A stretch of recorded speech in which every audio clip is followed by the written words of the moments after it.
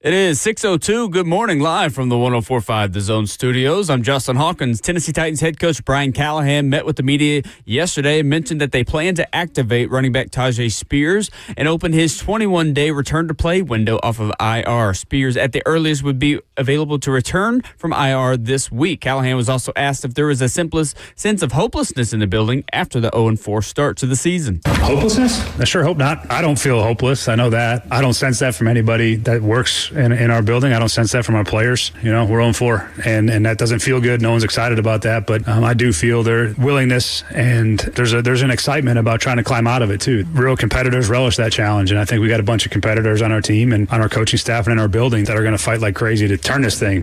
In other NFL news, week 4 of the NFL season wrapped up last night with a doubleheader for Monday Night Football. In the first game, the Dolphins beat the Jets 27-21 for their first win of the season, but it came at a cost. Wide receiver Tyreek Hill was hospitalized after suffering a dislocated knee, and after multiple tests, it was determined that Hill tore multiple ligaments in his knee, including his ACL. Surgery is scheduled for today. And in the second game, the Denver Broncos dominated the Joe Burrow-less Bengals 28-3. Broncos quarterback Bo Nix accounted for 3 total touchdowns. For all your foundation repair and waterproofing needs, you got to go to USSTN.com. Break your news at once on your home for the Titans and Vols. This is 104.5 The Zone.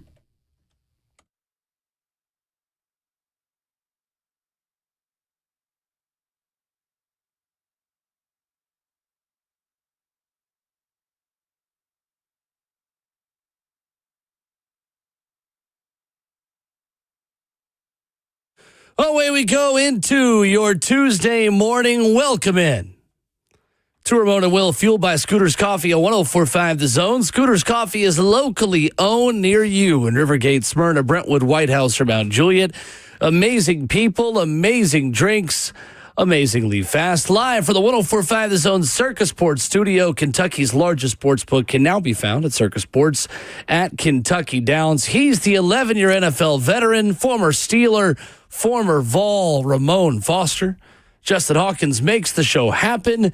I'm Will Bowling. Great to be waking up with you this morning. We're going to talk about how the Titans compare to this point last year, because statistically, things are bleak. But if you watch the games and look at the context, how do they really compare to where they were through 4 games in 2024? Austin Price joins us at 8:20, talking about Tennessee and Mississippi State, a cleaner bill of health for Josh Heupel's Vols. And Chris Lee, our Vanderbilt insider here locally, one of our favorites, talks Vanderbilt and Alabama with us. The number is 615-737-1045, and the Monday Night Football doubleheader was definitely football last night, Ramon. Good morning. That definitely something is what I call it too. I think it became a little bit more revealing about what those teams are, and honestly how our entire conference is how I'm feeling right now on watching football last night. But somewhat competitive for what you needed it to be last night. Cincinnati, at some point they're going to figure out how to keep Joe Burrow out there, because I would even be frustrated if I was Jamar Chase, who I think, if the account was correct, was fighting back at the fantasy football owners last night, too. He was also fighting back a little bit at his head coach, Zach Taylor, on the sideline. Listen. No, you can just say it. You love that. I love that. Okay. You thought about being honest, and then you decided to be professional. It's okay. You love it. You heard it pop out real quick. Normally, I don't think Ramon would stay up to watch a later Monday night game that's 28-3. But if it's the Cincinnati Bengals bungling their way to 2-2, then yes, you are absolutely going to be awake. Straight up, man. It just shows that sometimes guys also are just, they're in a box for the time being. And that's Jake Browning. That's watching like him just frustrate legitimately Lamar Chase. And I did realize that T. Higgins has an insane catch radius, though, watching him go up and bring the football down. T. Higgins he's nice, but they got all the weapons that you want, and they only scored 3 points last night. Like, when do you start being more serious about your franchise quarterback and how to win football, not just for a short window? Like, I think some teams, man, they go to the casino or start the season off and say, red or black, red or black, y'all. Like, what is it going to take for us to go all in? And they try to go all in and like the short window. And I feel like that's where Cincinnati is. Like, no, let's spread these chips out a little bit. And that's what they have right now is they got a lot of red. I mean, they got a lot of chips on black, and black meaning their offense. They can't really do much, especially if it's without their franchise quarterback. And nobody expects that. But I hate to say their season is over, but it's hard for them to win the playoffs right now. Baltimore's in the same conversation. And there's numerous teams that got issues. Yeah, as long as Joe Burrow is going to be out, I mean, it's over. Yeah. Their season is done. No, I mean, I think they've been serious about correcting it. I just think that they've made too many mistakes in the draft. I mean, they've made too many mistakes in building an offensive line. They decided to invest in the pass catchers more so than the trenches. And, you know, that's a decision that is a fork in the road for a lot of franchises. And, I mean, I think they've been serious about it. They spent more money on contracts recently than really any Cincinnati franchise in recent memory. And they had to get bullied into that, though. Yeah, it's just, I mean, they still did it. They still deserve credit for it. Yeah, it was like pulling teeth. But, boy, they got issues. And, again, the Denver Broncos front, we talked about it so much when the Titans played that team. They just have the luxury of getting home with 4 and then playing coverage at the back end and saying, all right, we're going to have 2 guys on your best. You're going to have to pick us apart and withstand just 4 guys blitzing. The numbers proved that out last night in a really significant way. Denver only blitzed Jake Browning on 4 of 29 dropbacks. That's the second lowest blitz rate in a game under Vance Joseph, which goes back to the start of the 2023 season. And the Broncos still generated 9 pressures and 3 sacks with 4 or fewer rushers. That's a luxury. You just can't live like that in the NFL. You could have prime Joe Montana at quarterback, but if teams can get home with 4 that quickly, that consistently, you got no chance. No, you got absolutely no chance. Absolutely none, man. I'll say this too. I know he had to end up having a good game last night too. Bo Nix has a little bit of you got to prime him to get going. I feel like at times the way he plays football early in games, like he finishes a whole lot better than he starts. He better not run into a really good team that can score toe for toe or go toe for toe with him, because that team has an issue of getting him started. I feel like to where he's rolling and throwing the football high and low and putting it in harm's way too often. But I do see what Sean Payton loved in him. I do see the way they can run that offense and just how he can sling it when he's hot. But when you got a defense, as you just said a second ago, that's backing you up and able to get the football back and playing teams that got backup quarterbacks, they got a real strong chance of doing something too. I do think they should be a playoff team at this point. The AFC in general, I mentioned the conference. AFC is they on government assistance right now. I feel like what do you mean? There's the Bills, and I don't know if there's anybody else that's strong enough this past week. And if I'm looking at the scheduling, I know it was 1 week of just scores, but there weren't many teams that beat NFC teams this year. The NFC, I think, is probably the strongest division in football right now, with the top of the top being really, really good, with the Lions turning the page again, versus what anybody on the AFC got. The Chiefs will make a run. Yeah, they already look better with Xavier Worthy in there. Pittsburgh, I'm not sure. They can't stop a nosebleed. It feels like they have a limited ceiling. They do. But they also have a really high floor. Exactly. And, I mean, just across the board, the Ravens are down. Jaguars might get spicy. I sent you guys. I think Jags are legit. You think they, yeah? You go to San Francisco and win, and you put up some of the offensive numbers they are so far with Trevor Lawrence, who still hasn't totally looked comfortable within that offense, but is starting to get better. Their defense is forcing turnover after turnover after turnover. We said it before the season. We were high on Jacksonville. We were low on Houston. Yeah. And here we are. Having a coach that you feel like that can really call it for them and use their weapons properly. Liam Cohen looks good. And that's what I think Titans fans also are looking at and saying, why can't we have that? Yeah. An offensive mind that comes in right away and has a really positive impact on the pass game. And the offense looks fun.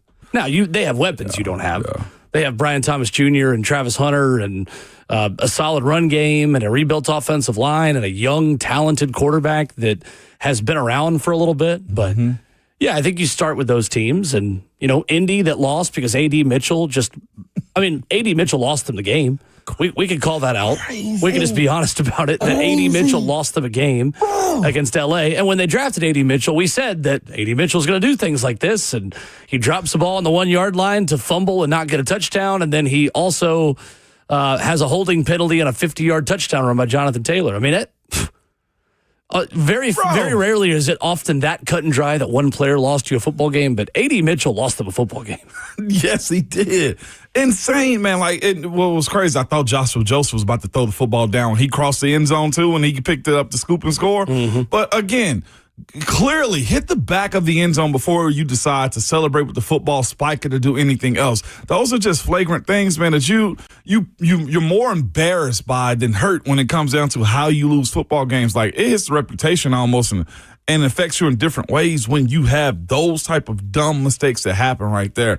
And again, the Rams are a good team too. You can't good team. Close your eyes at the level that they compete to. Mm-hmm. But the AFC doesn't do much for me right now. Bengals falling to the Denver Broncos last night in the later game, 28-3, and then the Miami Dolphins beating the New York Jets 27-21. Congratulations to the Miami Dolphins for finally winning a home Monday Night Football game. You didn't have to play the Titans.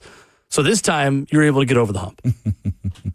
Because there's 2 years in a row that the Titans had gone to Miami and won a Monday Night Football. So this time you got the lowly Jets in your Dark Waters uniform, and it worked out all right. It actually looked good. 27-21. Yeah, it was fine. It was fine. The New York Jets with Justin Fields, solid. The turnover in the red zone, they just can't afford that. Can't overcome it. And I mean, despite the fact that Tua, I don't think, has thrown a pass beyond 5 yards all season. I'm halfway kidding. That offense is adjusted and has looked better, despite the fact that Tyreek Hill had one of the most gruesome and ugly injuries I've ever seen last night. Prayers to him, man. That looked awful. Absolutely awful. Image didn't leave my eyes, and I only saw a little bit of it. I can't watch stuff like that. It just, it makes my stomach curl. Like, absolutely not, man. Like you said, speed of recovery to him. But, Lord, that sucks. 615-737-1045. How do the Tennessee Titans compare to the Titans going into Week 5 of the 2024 season? We'll compare the numbers and see where the Titans are better and what Brian Callahan had to say on that topic, speaking to the media yesterday. Coming up next.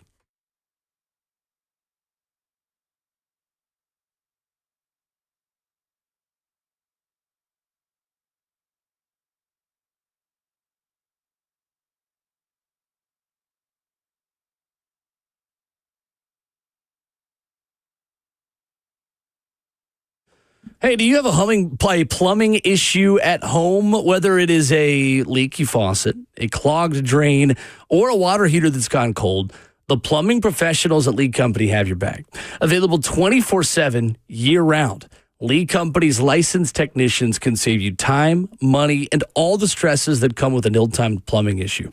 And that's the beauty of Lee Company. Things that aren't working around the house, it's usually bad timing. It's usually right in the moment where you got friends coming over, you got the family staying with you, or it's just at the time of the night where you're at home, back from work, and you want things to be working the way they're supposed to. Call Lee Company, 615-567-1000. They are available 24/7 year-round.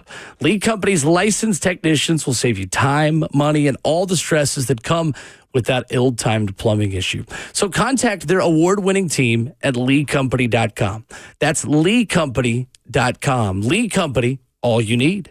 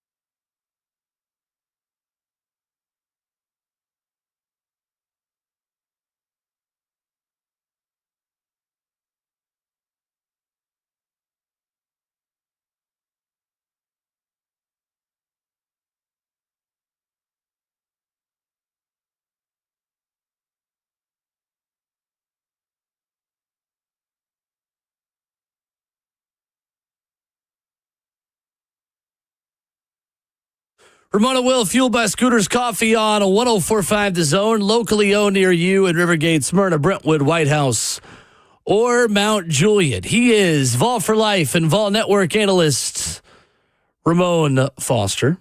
Justin Hawkins making the show happen. I'm Will Bowling. So how do the Titans compare to this time last year? Brian Callahan was asked that. I've got the numbers in points, yards per game, passing yards per game, rushing yards per game, and turnovers on offense and defense. But first, let's hear from Brian Callahan, the Titans head coach, who did meet with the media yesterday, answering the question, how is this team better than this point last year? You can say we think we're better in these areas. Yeah, there's things that are better. I mean, that's hard in the moment, being 0-4 and trying to show a lot of things that are positive. Yes, there's things that are better. I do think we're running the ball well. I think we need more of it, but I think we're running the ball well. There's been some really good things defensively, just not consistent enough over the course of a game to be able to point to that and say that's good enough. You know, I hesitate to say anything at this moment is where we want to be, because we're 0-4 and haven't played a brand of football that would allow us to win a game. So there's definitely things that I see that are encouraging, but we got to do more of it and more of it more often. Ramon, it felt like in training camp this team was going to be much better than it was last season. So far, we don't have a lot of evidence to suggest that's true. Is there one area you can pinpoint that you think the Titans are better at this season than last season? Not off top. He mentioned the running being a little bit better. All right, I'll start with the quarterback first. Quarterback play has not been better. His percentage is low.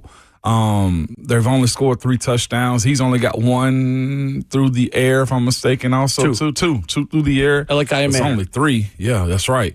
The flow of it, the connection down the field, whether it be because it's overthrows, can't throw it because of pressure in his face, or drops, that hadn't shown any promise to it. And I know you can say, well, that's player related, and players should be able to catch those type of footballs if they just catch them. Well, they didn't. So that's that problem right there. The rushing game, just looking at what they provided, it's Los Angeles Rams, just over 100 yards. Everything else has been no higher than 86. So I get what he's saying, like maybe situationally inside of their building when they break down the highs and the whys, and did we get it on 3rd and 1? What were we on 2nd and 6? You know, those type of situations right there. But I don't think there's been many explosive plays. And you have the lower scoring offense in the NFL at 12.8 points per game. I get what he's saying. I understand being in those type of rooms, how you can try to pick apart what you're doing well to help encourage guys, to show them, hey, if we continue to do this just a little bit better. But it's hard to say those things are progressing from the outsider's perspective. In this part, too, if the run game was a little bit better, then why are you not continuing to commit to it throughout the course of the game, too, so eventually it will crack? Those are the questions I would have for them without knowing what they're specifically talking about. But I can't say here right now, Will, that this is a better outfit than it was last year. A follow-up question later in the press conference was asked, have the Titans regressed from week 1 to week 4? Here's Brian Callahan. I think all of the games have been different for varying reasons. I think regression is again, 4 games is tough to nail a regression when you've lost them all. I think we've done some really good things in all of the games that we've played. We've just got to find a way to do those things for the entirety of the game, and then make the plays that help us win the game in the fourth quarter, which is really where all these games have gotten away from us in some way, shape, or form. Whether it's a turnover, it's missed tackles, it's a big run. Those types of things have put some games out of reach that we felt really good about. Heading into that fourth quarter, it felt like we were dancing toe to toe with some of these teams, and we didn't do the things for the last 15 minutes or 12 minutes that we needed to do to win the game. It's Titans head coach Brian Callahan speaking yesterday. So let's compare the numbers, shall we? I can't wait to hear this, Will. Offense and defense through 4 games of 2024 and 2025. I got my notepad out real quick. Sure. I know you got them in notes, but I like to just see it too, okay? Kid? All right, we're ready. Offensively, through 4 games this year, they have scored 12.8 points per game. At this time last year, 19.8 points per game. So they've scored a touchdown less per game through 4 games year over year. Yards per game. Through 4 games last season, the Titans were averaging 256.3 total yards per game. This season, they are 46 yards per game lower. 210.5 through 4 games. Passing yards. Neither of these very good. Passing yards per game last season, 145 yards per game. So far this year, the Titans are passing for 123.5 per game. Rushing yards. Brian Callahan feels like they're rushing the ball well, feels like that's an area where they've improved. Last season, they ran for 111.3 per game in the first 4. This season, 87 yards per game. Turnovers, they have improved. And this is where the Will Levis effect helps you because Will Levis is not the quarterback. 9 turnovers at this point last season, 5 turnovers at this point for this team so far. Let's look at defensively. Defensively. And this is a little bit more fool's gold. We're going to talk about some of the context around this because I do think the opponents you played through 4 games were drastically different than the 4 opponents you played so far this year. We will get to that. I agree. However, defensively, through 4 games, they allowed 22.5 points per game at this point last year. This team has allowed 30 per game. Yards per game, this is the biggest difference year over year. The Titans a season ago were, this is such a drastic difference. I'm even going to double check my notes on this because I don't believe that it's this big of a difference. This is yards per game. This is total yards per game. Okay. Through the first 4 games of the season. So I'm going to do some really quick math here. So we're just going to do this in real time. Okay, no, we'll do it in real time. Do it. I can't wait to hear this So one. defensively, against the Chicago Bears, they gave up 148 total yards. All right. Think about that. 148 total yards in a game they lost a season ago on the road. I digress. Against the New York Jets and Aaron Rodgers, they gave up 265 total yards. Against the Green Bay Packers, they allowed 378 total yards to Malik Willis. And against Tyler Huntley and the Dolphins, there's a theme there we're going to get to in a minute. They allowed 184 total yards. That's 975 yards divided by 4. Okay, I was right. My number was right originally. What's your number? They allowed last season through 4 games. If I could actually pull up my calculator again. It's all good. Take your time. 243.8 total yards per game. 243. This season, they've given up 368.5. Hold up. 4 games. The one is more than the other here. Yes. Okay. The Titans are allowing 125 total yards more per game through 4 games this year than they were this time last year. That seems better. That's a bigger number this year. That's better, right? No. That's a much worse number. I said that, Your Tennessee math is popping up there, Ramon. I know. I was just had to let Just for dramatic effect. Yeah, dramatics. Passing yards per game. A season ago, they allowed 124 per game through 4 games. This year, 227. Still not a terrible number, to be quite honest with you, for this year. Rushing yards, 119.8 last year, 141.5 this year. And again, turnovers, the one key area where they are better on defense as well. 2 forced turnovers at this time last year, 5 so far this year. Okay. So here's the context. Last season, they played rookie Caleb Williams in his debut. Geriatric Aaron Rodgers, who looked his age when he was in a Jets uniform. Now he kind of looks like his old self a little bit more, but in that uniform, that was not the Aaron Rodgers that's spinning it for the Steelers right now. Malik Willis and the Packers, and then Tyler Huntley playing for the Miami Dolphins. That was the first 4 weeks of the season. One of those 4 teams made the playoffs. 2 of them fired their coach. The other one is Miami, who probably will fire their coach at the end of this year. All those numbers being given to you and all those things being said, Ramon, can we definitively know, considering the strength of opponent last year and the fact that you've played probably 3 teams that are in the playoffs so far this year in Denver, LA, and Indy, is it fair to draw comparisons this early and say the Titans are definitively worse than they were last year? I think it should be a 1-to-1 comparison. Yes, I do, because here's the thing. And your opponent, and you as a team, as a coaching staff, your job is to compete against them no matter what the cause may be, no matter what the situation is also. In this situation, you have your quarterback, albeit he's a rookie, and you've trained him up to be the guy that you want to. Injuries have hammered you at times. But the flow of the game and your job to make this competitive is something that falls on the coaching staff. Like, looking at the fact that it was Matthew Stafford, or that it was the Rams defense and you had to go on the road in week 1. But you're also looking at a situation where the coach, they have Daniel Jones. This is a guy that's in the same position, essentially, as far as being in the room in the same year for the first time as Cam Ward, too. Like, this is their first year with him. This is Steichen's first year with him also. So how are they able to have a game like that where they put up 42 points against the Titans? Like, where's your response to the newness of what they are also?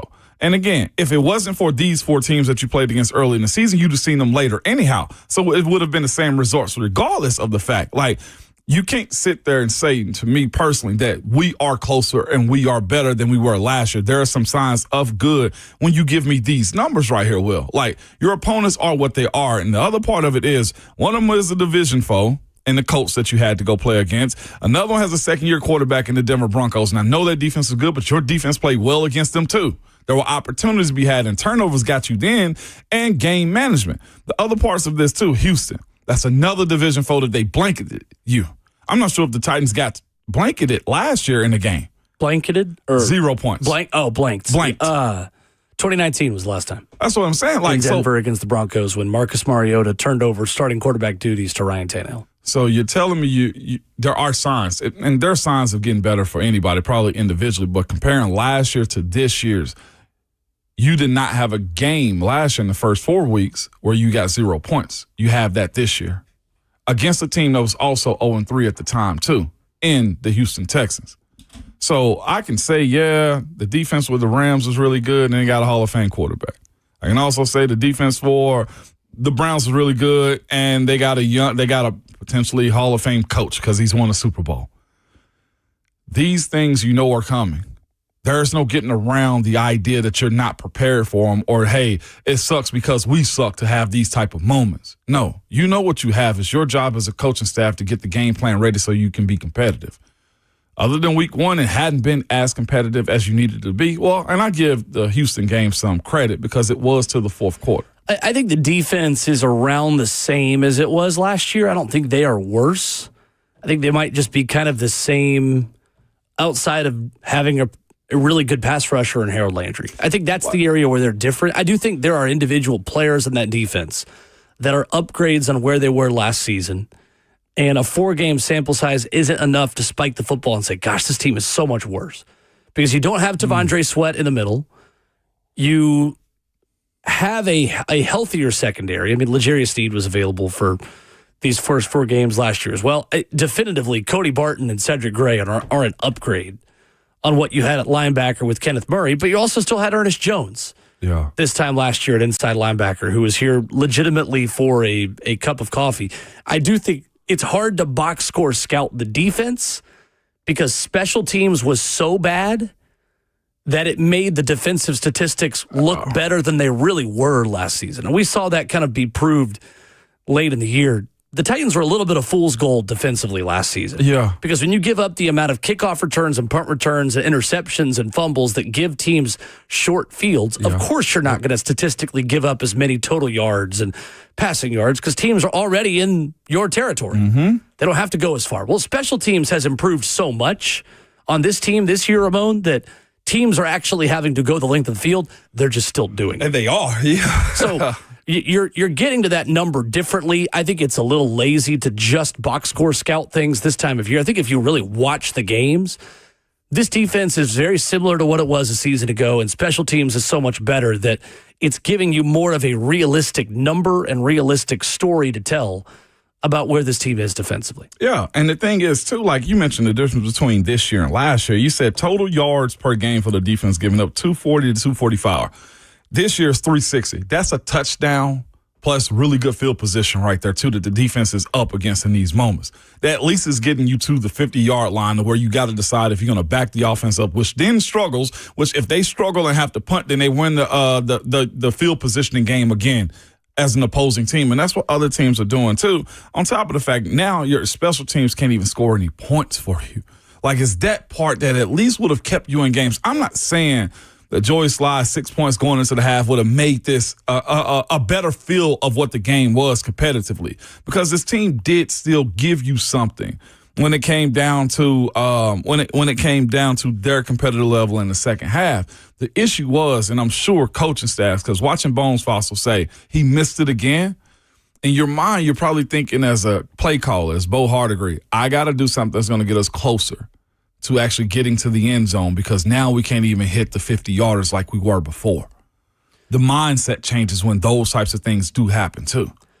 615-737-1045, our number. Thomas is in Jamestown up next.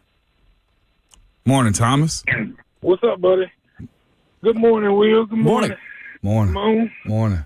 Long time listener, buddy. It's first time caller. But I don't have a real popular take on this, because I feel like you handcuffed this coach and gave him a crappy team. How are you going to tell if he can coach or not? It's a double standard. People are, giving Cam a pass, talking about, he's not going to play good. He's a rookie and he ain't got no help. Well, that coach ain't got no help. He's got the same team he had last year, plus a couple extra people, but it's still basically the same team. I think the special teams are so good because of the new talent coming in. You know what I mean? They're bringing in better talent. The young people are better. We have no competitive depth. Is why we have no fourth quarter. I mean, I don't know. Y'all tell me. Thank you, Thomas. Appreciate it, Thomas. Thanks for the first time. What do you think? There's something to be said about it, but here's the other part of it, too, is as an offensive guy that has a rookie quarterback, being in the position where he looks a little bit more competent, or he's just not like scattered when he's got to go make plays every single time. Like, that's the thing for me as far as Callie's concerned, to be able to have grabbed Cam and said, we're not going to allow you to do this side to side stuff first. I think there's that component of it that he does face the blame for. And just the flow of the offense and how he chose to call plays and why he was continually making mistakes. Like, those things, though, are Coach Callahan's issues. Yeah, there are controllables that are not representative of how bad the roster is. I don't want to say bad, how rebuilding the roster is. Yeah. That Brian Callahan can control. That's the problem, right? Mm-hmm. It's the taking a delay of game out of 2 timeouts against Indy. It's not challenging a play because Elikai Mander's elbow was in, but you didn't challenge it because you thought it was 2 feet and not just the one elbow in Denver. It's some of the play calling decisions where you feel like you are running it and being overly conservative in moments where you could take some vertical shots, right? Like, there are things that this coaching staff can control that have nothing to do with the talent that they've been given that we feel they haven't controlled well enough. And I agree with him, too, on the quality of the roster from top to bottom. That's like, it's too soon, I think, in the season to ask this question, but I wonder about it a lot. Was it worth it with how this season has started and how it's looked on taking Cam now? Yes. It was still worth it. Yes, it was. I beg to differ. 4 games is not long enough to just already say that you made the right or wrong decision. That's true. And we talked about it all offseason, that we asked Steve Palazzolo, the 33rd team who was in studio, and asked, at what point do we become concerned about some of Cam Ward's timing and processing issues? And he was like, year 3? We got to stomach this. We got to grimace through it, because right now you've got 2 backups that have played most of the season on the right side of the offensive line, a new system with a head coach who is struggling. I mean, let's just be honest about it. Like, the coaching staff has struggled to find a way to get this offense to click. And you played some really good defenses. I don't think 4 games is enough time to say, oh, they definitely did or didn't make the right decision. And in either way, the positive or the negative, I still feel good about what I've seen in terms of the person, in terms of the practice player, in terms of the leader and resetter of the culture that Cam Ward is. But, yeah, I mean, at this point, like, I just need to see more to know that they took the right pathway. I go opposite of you on that one. Okay. I do. And I did in the beginning, and I still do now. I just don't think this team was ready to support it. I don't know. The fact that the coach had to give up his play calling dude is this early in his tenure also. I think it was premature then. Like, I'm not on the same side of that one. Coming up, a leader of the Titans team says they are close. Why one veteran thinks that success is right around the corner for the Titans offense. Coming up next.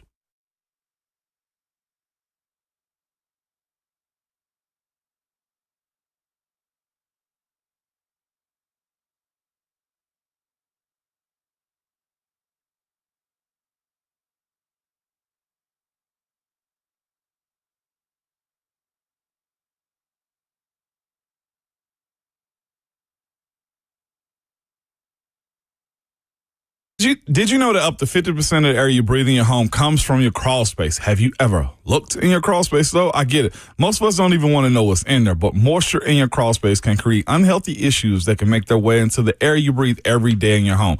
This is Ramon Foster, and this is where United Structural Systems can help. USS has been keeping homes dry and stable in Middle Tennessee since 1994, so you know they aren't going anywhere. Help control moisture and musty smells with mold treatment and crawl space encapsulation that comes with the USS guarantee. Encapsulation helps reduce high humidity in your crawl space. It also helps deter mold and mildew and protects your crawl space from pests and wood rot. So turn your crawl space into a healthy space. Reach out to the company I trust for all foundation repair and waterproofing needs, man. And you can go to USSTN.com. That's USSTN.com or call them 615-488-7855. United Structural Systems.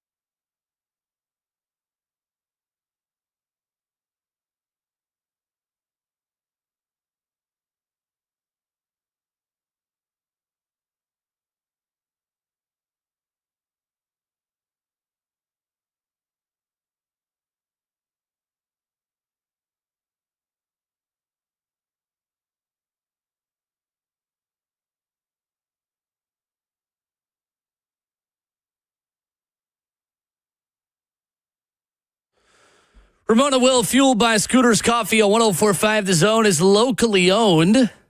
Scooter's a great way to start your Tuesday. Rivergate, Smyrna, Brentwood, White House, or Mount Juliet, where you can swing on by, scoot on down, and start your day the right way. So Kevin Zeitler spoke to the media yesterday. Tennessee Titans right guard, veteran who has started 15-plus games in 10 straight seasons. That is remarkable. That's big time. The amount of football that this guy has played. Durability. Around 3/4 of the AFC North. And now in Tennessee, the Detroit Lions guard for the past couple of seasons. Kevin Zeitler agrees with the assessment that we have had through most of these first 4 games, saying there are plays there to be made on film. It's not all bleak scheme-wise. This was the Titans right guard speaking yesterday. I think more so than anything right now, kind of like I said, watching the film, you see the opportunities that are on film. It's just like an inch away, 1 block away, ball out on time type thing here and there. And then the opportunity is like, it's close. So, that gives you hope. So it's on us now to, buckle down, get back to work and, get it executed. Well, what about more from a culture perspective? I mean, culture, I think, is honestly really good, considering, we're in a hole right now. It is what it is. But the team, the locker room, how tight they are, there's competitiveness in the locker room. You talking about like Jeff playing, like just dominating out there no matter what the situation. It's awesome. Other players playing really well right now. So it's right there, And as soon as like things start executing, like everything's just going to take off. So it's Kevin Zeitler keeping the faith, saying we're 1 block away or 1 inch away. We're close based on what you see on film. And he likes the culture. We got a comment a few minutes ago saying that these guys just don't want to play for Brian Callahan. He has no control over the locker room. I get you guys aren't in the locker room and you're not around the team in person as much as we are. That's just not true. It's just not. Mm-hmm. The culture thing is not a major issue to me, Ramon. But do you agree with that assessment that the Titans are close on offense? Do I think they're close? Man, it's hard to say when they don't have much positivity. It's just, and then here's the thing about, all right, let's go back to the Colts game. Was it the Colts or the Rams game where Cam had Chig down the middle and they just missed? Whether Chig, that's been every game at times. So that showed up on film in Houston. Exactly. So if you're telling me that they're close, okay, well, which one has to happen differently then? Does Cam have to take some off his ball and put a little bit more on the spot? Or do the receivers have to bring it in? Here's the thing. There's been no adjustment to see any of that positivity happen. All right, if it's close, and I get where Zeitler's coming from. I know this because as an offensive lineman, you see it from the inside out. And maybe he's saying with them, their blocks have been there. Like instead of giving up 5 sacks, they only gave up 2 this past weekend. And only giving up 2, you kept Tony Pollard in and you kept the tight end to block it. So the offense doesn't have the ability to grow legs. Like where's the offensive line growth to where you can just trust those 5 guys to block 4 or 5 dudes and make a play work? We hadn't seen that take the next step. The guys that you need to show up, they're specifically targeted quickly out of their routes or they can't get open down the field. Like, if it's not the scheme and it's not the culture, then the players legitimately just aren't good enough. That's the way I look at this situation. Or what do you have to do to facilitate the players being good to make those actual plays? And that's hard sometimes if I got to go over and beyond as a play caller to make you be open because you can't whoop a block or you can't whoop a DB to get down the field. Or you continually have a case of the I almost had it with catching the football or the dropsies. None of those things have progressed, like at all. And I love chipping away at the rock. Mm-hmm. I love chipping away at the rock, but nothing's broke at all. Nothing's broken for you to absolutely show me that somebody's going to take off running with it. Let's go to Mike in Cleveland, checking back in with us. You can do the same at 615-737-1045. Hey, Mike. Yo, what's up, fellas? Morning. Yo, so this narrative that everybody's painting about, Callahan is handcuffed with a bad roster and all of that other stuff. You remember just this last offseason, Callahan's first season as head coach, they kept using that word collaboration. Mm-hmm. It's going to be a collaborative effort. That's all we kept hearing. So Did that just go out the window all of a sudden? Now Callahan's not included with the roster that he has, and this is all Borgonzi? I really don't think so. So I really tired of hearing that right there. And also, I mean, with Callahan, I get it. You want to give him more time? All right, we can keep being patient, but we're not seeing any progress whatsoever. Whatsoever from wide receivers to Cam. I mean, y'all already know. We talked about this already, but that's the whole point.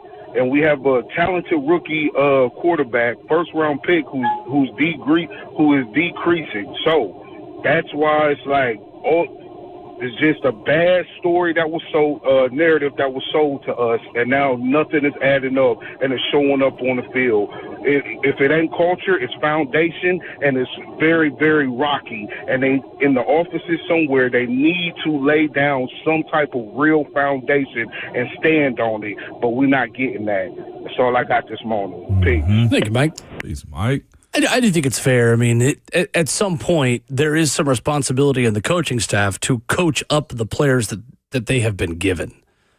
Because, yes, this is a rebuild with a lot of question marks and a lot of young players and a lot of one-year deals for veterans and guys that haven't played a lot of football together. Yeah. That's understandable. But when you score 0 points, that then is a burden that is shared by everyone. That's not just one issue, because 0 points means you are all systems failure on that given Sunday relative to your opponent. There's no other way to process that one other than that. I mean, that's not just front office. That's not just on the players. That's not just the quarterback or the coordinators or the head coach. It's everything. It's everything on that given Sunday. Yeah. And it's been closer to that than it actually has been success, though. That's the problem with it. Looking at this game, them not scoring any points, a portion of me was just like, yeah, that's kind of the way this team is somewhat set up and how everything is going with it. The 26 points the defense gave up, at some point, they're always going to crack. As an offense, you want to keep the defense out there as long as you possibly can, and teams have been able to do that because they can't get off the field, and penalties have helped other teams sustain drives. Coming up, what is the biggest surprise of the SEC football season through 5 weeks? We'll tell you next.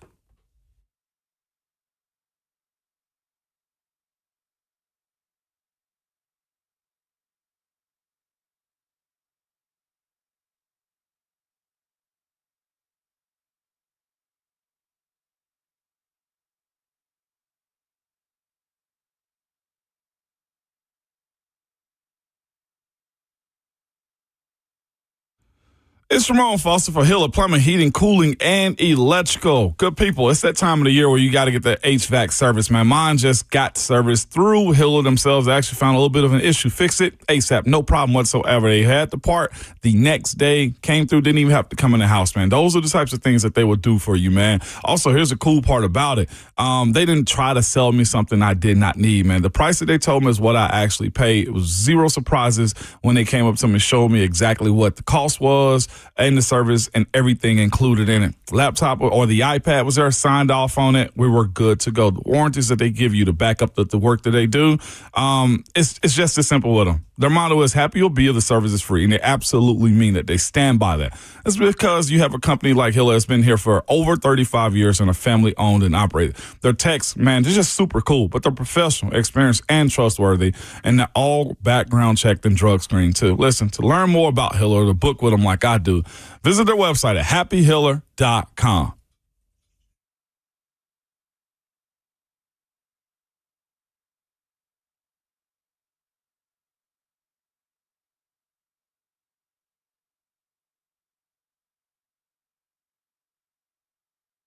It's Ramon Foster for All American Pest Control. Hey, their website is yuckbugs.com because if you hate bugs like I do, their website should be easy to use.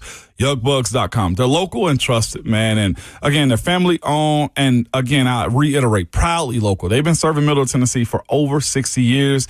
And if you haven't been outside or seen around your doors, The fall pests, they are here, man. The stink bugs, you see them just flying around, the box elder bugs and Asian lady beetles. They try to invade your home every single year. Don't wait until they're crawling on your walls or freaking you out when you go in and outside of your house, or you see them on your windows. That's what the stink bugs do. With the Complete Care Max program that All American Pest Control have, you can bundle mosquito control, pest control, yard treatments, and termite protection with Centricon. They service you 8 times a year and free reservice if pests come back while on their plan. No hidden fees, no pushy sales, just a peace of mind. Peace of mind. The technicians, they show up on time and with a smile also. Clear communication, proven results, zero drama. Best company around doing pest control. Visit their website, as I told you, yuckbugs.com, and make sure you tell them that Ramon sent you.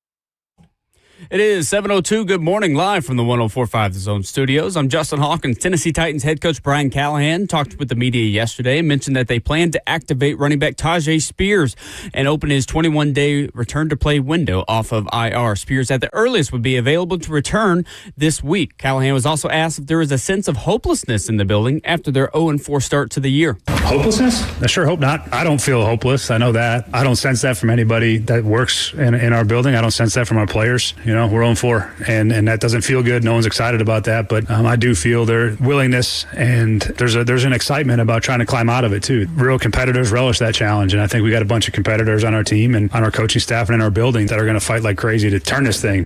In other NFL news, week 4 of the NFL season wrapped up last night with a doubleheader. In the first game, the Dolphins beat the New York Jets 27-21 for their first win of the season, but it came at a cost as wide receiver Tyreek Hill was hospitalized after suffering a gruesome dislocated knee, and after multiple tests, it was determined that Hill tore multiple ligaments in his knee, including his ACL. Surgery is scheduled for later today. And in the second game, the Denver Broncos dominated the Joe Burrow-less Cincinnati Bengals 28-3. Broncos quarterback Bo Nix accounted for 3 total touchdowns. For all your foundation repair and waterproofing needs, you got to go to USSTN.com. Breaking news at once on your home for the Titans and Vols. This is 104.5 The Zone.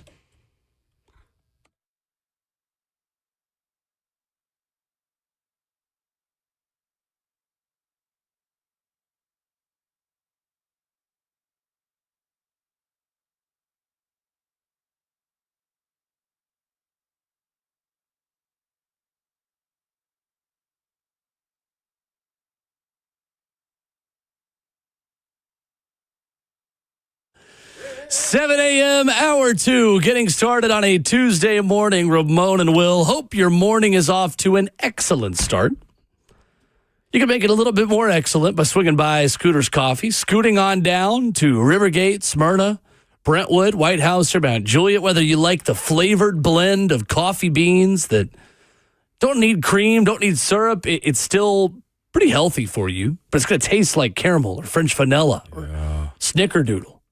Go by and see him and get the mobile app before you swing by as well.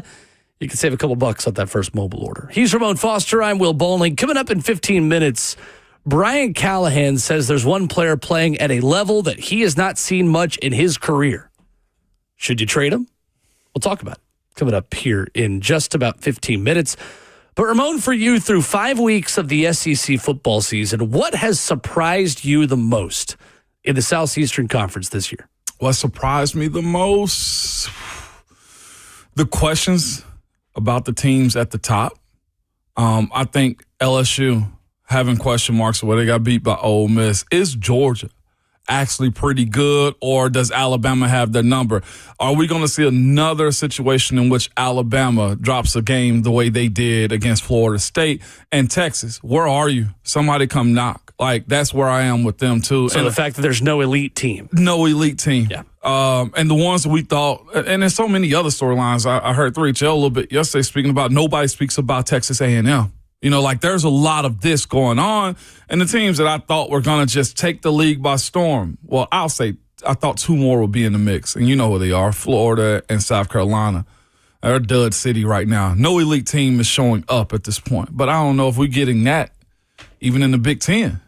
So according to the S&P Plus, I do think Oregon's elite, to be fair. I do. But and Ohio State. The record is going to show that they about to hit cruise control. Like, that autopilot on the cheap car. Like, this ain't even a BMW or nothing. They're going to cruise how they want to. German engineering. So Bill Connolly put out the S&P Plus title odds and an analytics formula and thing that predicts games, that sets lines, that gives you odds of winning championships. Odds for the SEC title, Ramon. There are a lot of teams right around each other. 1, 2, 3, 4, 5, 6, 7, 8, 9, 10 teams at 5% odds or better to make the SEC title. Jeez. Ole Miss leads the way at 16%. Missouri at 12.9%. Oklahoma and Alabama both at 11.1%. Vanderbilt next at 9.7%. Texas at 8.5%, Tennessee at 7.2%, Texas A&M at 6.2%, Georgia at 5.2%, LSU at 5.2%. Georgia and LSU's SEC title odds are ranked 9th and 10th, according to the S&P Plus by ESPN's Bill Connolly. That is shocking. That's very shocking. I'm with you. Because of the schedule or because of the coaches at all this point? Okay, schedule, all of it. Because of the, I think it's NIL and transfer portal has just taken backups off of rosters like Georgia's and Alabama's and put them on rosters like Oklahoma and Missouri. And I mean, Bo Pribula, the backup quarterback at Penn State, is now the quarterback at Missouri, who is the most underrated team in the Southeastern Conference right now. Was running back Ahmad Hardy, who nobody's talking about as one of the best running backs in college football, And when Eli Drinkwitz has a really good running back and a good run game, he usually has a really good football team. He eats. That's the other part of it. Like, who can you hang your hat on this year, too? We don't know yet. And it might not be anybody. It may not be. But it's fascinating listening to everybody speak about the losses and quality losses and when you lose, too, because all of those teams you mentioned being in it, Will, like they probably still have another loss on their record waiting. Like, I don't know if there's a team in the SEC that's going to have a clean sweep, depending upon who is left on their schedule. Missouri could drop one soon. Texas can drop. Like, there's so many different teams, and that's why I said, yes, I think what NIL and transfer portal has done has made the quality of football so much better than it ever has been. And I'll be honest with you, I absolutely love it.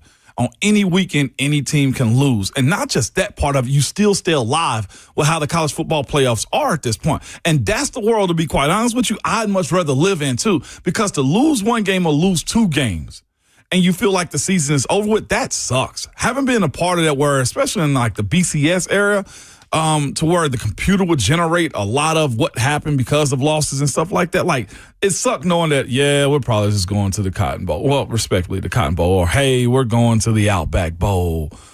Or any one of the small ones. That right there, the way it's set up now, you got to fight every single weekend. And it could matter more in this era than I feel like it ever has before. Well, and what I do enjoy about that is that, at least at this point, you do have 10 to 12 teams who could feasibly win the national championship. Easily. It's not been the case in the Saban and Smart eras at the height of their powers.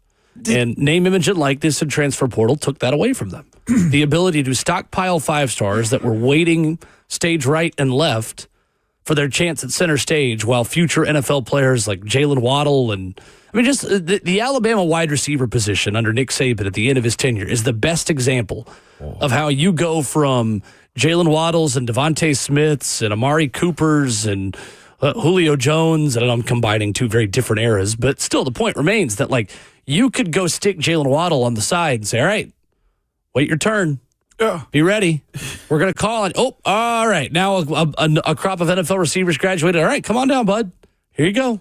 Here's a helmet. We put your number on the side of the helmet. And those guys that end up being NFL players, too. I think for me, it's the supporting cast around Diego Pavia being this good. Yeah. We knew Vanderbilt was going to be better. And, Ramon, we talked all offseason about how Vandy could be better this year and have a worse record because their improvements did not happen in a vacuum. Other SEC teams also got better. Other opponents also improved. Well, clearly they improved a lot more relatively to South Carolina and Virginia Tech, who to me were the two teams that were going to have get-backs. Yeah, South Carolina beat them last year. I thought South Carolina was going to be more a top 15, top 20 team to the same profile of what Missouri is right now. Lenore Sellers doesn't have anybody to throw to. Mike Shula is not an inspired offensive coordinator selection. But Cedric Alexander averaging 5.3 yards per carry is not something I saw coming. Macklin Young hopping in there for 20 carries for 211. I mean, Pavia is completing 74.5% of his passes. Efficient. But it's Eli Stowers, who hasn't even played a full game yet. We knew he was going to be good, but Trey Richardson and Junior Sherrill stepping up the way they have, I think is a surprise to me. 236 yards and 18 catches for Richardson. 225 for Junior Sherrill, who, again, pretty much just played the first half. Like, that's the thing statistically about Vanderbilt. They would be much higher in terms of their starters' offensive production if their starters were forced to play 4 quarters, which they haven't because they haven't been in games because they've been blowing so many teams out in the fourth quarter. That supporting cast allowing Diego Pavia to just be Clark Kent and not Superman all the time is a really big deal for that program. So even with the reevaluation of the teams that we thought would be competitive, Virginia Tech and South Carolina, do you still look at this 5-0 start that they have and say to yourself, okay, now it gets real in this last, 7? Oh, 100%. I mean, Vandy still has more questions than answers to me. Yes, and how they carry, like, it's all SEC from here on out. Have they had homecoming yet is the questions I have for them. No. You know, like, no, they've not. I mean, they probably have against Kentucky, respectfully. I say that disrespectfully because it's SEC play. But Alabama, who we've seen Ty Simpson turnover, Jam Miller being back too. LSU, they could get LSU. Yeah. I think they could get Texas. You think they could on the road. Okay. Why not? Okay. That offense? But just, again, the questions of the quality of what rosters are compared to what they've seen. And the coaching aspect of it, too. For sure, but there are a lot of teams they're going to play who are more talented on paper who don't know who they are as football teams. Hugh Freeze. Vanderbilt knows who they are. That's one of my other surprises is Auburn's offensive line is abysmal. That was supposed to be one of the better offensive lines of the SEC. Hugh Freeze said in the preseason, Hugh Freeze says a lot of things. He does. Hugh Freeze said in the preseason that NFL scouts told him 6 of his offensive linemen had draftable grades entering the season. Jackson Arnold has been sacked 14 times in the last 2 SEC games. Now, a lot of that has to do with Jackson Arnold holding the ball, but 6 draftable offensive linemen. They have 15 penalties, Ramon. Yeah. Just on the offensive line in the last 2 games. 15 penalties in the last 2 games just on the offensive line for Auburn. We're going to start calling him Baby Huey at this point because we shouldn't believe anything his childish self say. And I think the other big surprise is how quickly Joey Aguilar has looked like a Heisman contender at Tennessee. Yeah. I mean, let's not overlook, obviously, the obvious storyline right in front of our noses, right? It shouldn't be as easy as it's been for Joey Aguilar. You're not supposed to come into a team after spring practice and look this good this quickly. And Josh Heupel has pulled a rabbit out of a hat and has got an offense that is as dynamic and fun to watch as any he's ever had. And they have scored 40-plus points in 5 straight games to open the season for the first time in Tennessee football history. You want to hear what Tennessee football history, Ramon, with a quarterback who is still wearing a name tag just a couple of months ago to introduce himself to his teammate. You want to hear what's crazy about Joey Aguilar and the fact that him being jolted into this offense is done? His 2 highest passing yard games have been against SEC teams, too. And he could have had 500 if Mike Matthews catches a deep ball and Chris Brazzell doesn't have a deep ball taken away from him by a bad screen. call. Also, with Mike Matthews, if he got a better block, would have been a touchdown also. That's the part Kinselman of it. drops. Kinselman drop. Yeah. That's the part of it for me that's more encouraging. Is like he's not shrinking, knock on wood as I say this, in SEC play. You know he's going to throw the football. And that catch to Brazzell on the side where he had 2 guys draped over him, I want to call it a great catch, but I almost feel like it was a better throw. And it was also pass interference. It didn't matter. Chris Brazzell, there's a lot of folks. I know Brooks Austin yesterday said Chris Brazzell, wide receiver 1 in the NFL draft. I saw that. It's the best chance that the Titans have had to drafting a Vol in maybe a little while. I would say round. Even just the 2 guys that are portal guys, Brazzell from last year, and also looking at Colton Hood have had conversations of them being first rounders. That's insane to me. Nobody even expected Colton Hood to be more than a nickel dime. That is for everybody that hate the portal and NIL. If you're a Vols fan, shush it. Vandy fan too, shush it. Okay, stop. y'all gotta stop. We let the boys watch. Do you hear me? So speaking of first round picks, would you take one for Jeffrey Simmons? That's next.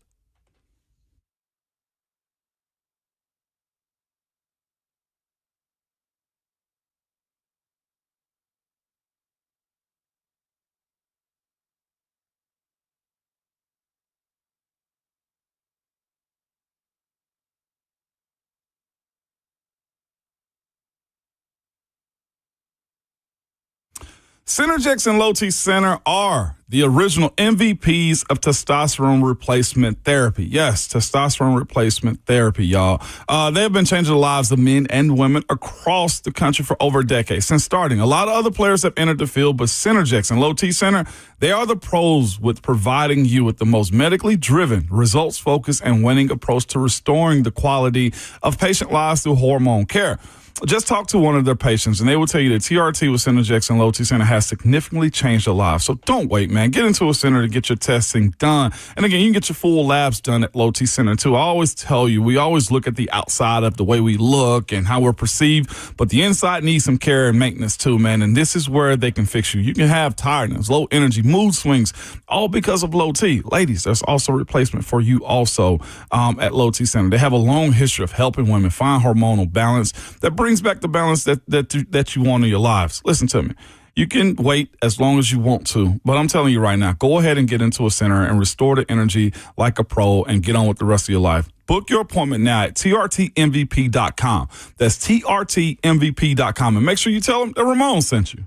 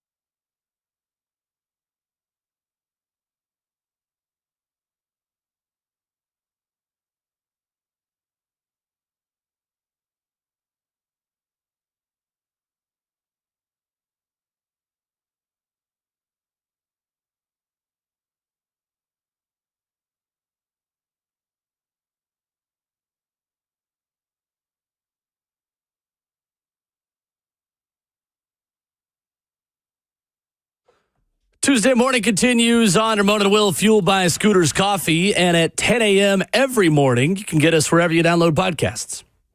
Apple Podcasts, Spotify, 1045thezone.com, and the 1045 The Zone app. It would help us tremendously if when you go listen, you also follow the show. Apple and Spotify, great places to take us and download a segment you missed as you're driving to a football game on a Friday, on a Saturday, Sunday, or any day in between. We greatly appreciate you for that. So, Ramon, yesterday, Brian Callahan was very complimentary of defensive tackle Jeffrey Simmons. Here is the Titans head coach speaking yesterday about Jeff, who is playing at a level he says he has not seen many players ever play at. I'm happy you asked that and gave me an opportunity to point it out because Jeff has played at a level that I've not seen many defensive players play at. He's been absolutely fantastic in every way, shape, or form you could ask of him. I don't know that there's somebody playing interior defensive line at the level he's playing at right now. I mean, he's been phenomenal. He's been super disruptive in the running game. He's getting pressure and push on the quarterback.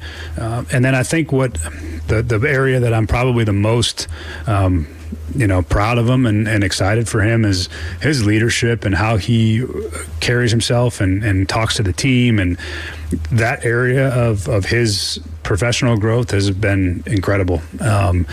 It's really been cool to see that maturity process in the leadership role.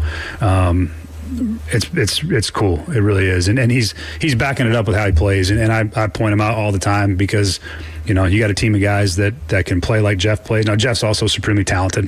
He's one of the top players in his position for a reason. But he backs it up with how he works and how he plays and the effort he plays with and the tenacity he plays with. And then on top of that, he's really grown in a leadership role. So he's been fantastic. It's Brian Callahan talking yesterday. Jeffrey Simmons came into the weekend top 5 for the NFL in pressures, according to Pro Football Focus. Finished with 4 more pressures and an additional 3 run stuffs. According to Next Gen Stats, he accounted for 33% of the Titans' total pressures in the Week 4 loss in Houston to the Texans. Ramon, is Jeffrey Simmons tradable and movable for you at the trade deadline this season as his value increases for a team that is rebuilding? Yes, very much so. And I know all it does, and I'm probably hear from people who be like, well, it just makes the team worse. I think with how Jeffrey's playing, also how he's at this point going to deserve to have a raise for carrying the load too. I look at his situation the same as I look at Myles Garrett. You got to pay me to be bad. You absolutely do, especially when I'm the one shining star that you have on this team that's proven. I know a lot of people go with Cam Ward in this situation, but Jeffrey Simmons is the apex when it comes down to the way this team is, the notoriety that it should be getting. And when you turn on the tape every single week, he's the one constant that continually, even if he's not making the plays, he's in on the plays of the one that stands out. If he was with another squad right now that had an above 500 record, he'd be the talk of the NFL or one of them as they start to discuss, the awards that come with it. He's the one valuable piece that you have that can help add a jolt to the ability to rebuild again. And then he's also in year 7, going into year 8. How much longer are you going to be able to have him to be a holdover until you get this thing right? Because I don't see in the imminent future right now to where this team turns from being 0-4 to starting the season all 4-0-2. I'm of the mindset if you're really going to break it down and go forward with it, Jeff is a part of that equation of moving on from him at some point. Considering you're going to have to go even lower in salaries to get something as far as draft equity go for me. I'm of that mindset, and I was early this spring too. Or pay him an astronomical amount of money to keep him satisfied. 615-737-1045. I'd love to get your thoughts on this. Would you want to move Jeffrey Simmons, trade Jeffrey Simmons? We have a poll about this up at Ramon and Will where you can answer yes or no there as well. Ramon, I think the Titans have to answer one big question when they consider trade offers this season. Does this move make the 2027 Titans better or worse? That's the question you got to answer. I can't definitively say that trading Jeffrey Simmons makes this team better when they open a new stadium for a couple of reasons. First of all, on a team that has so many young players, you need veteran leadership that Jeffrey Simmons gives you. Mm-hmm.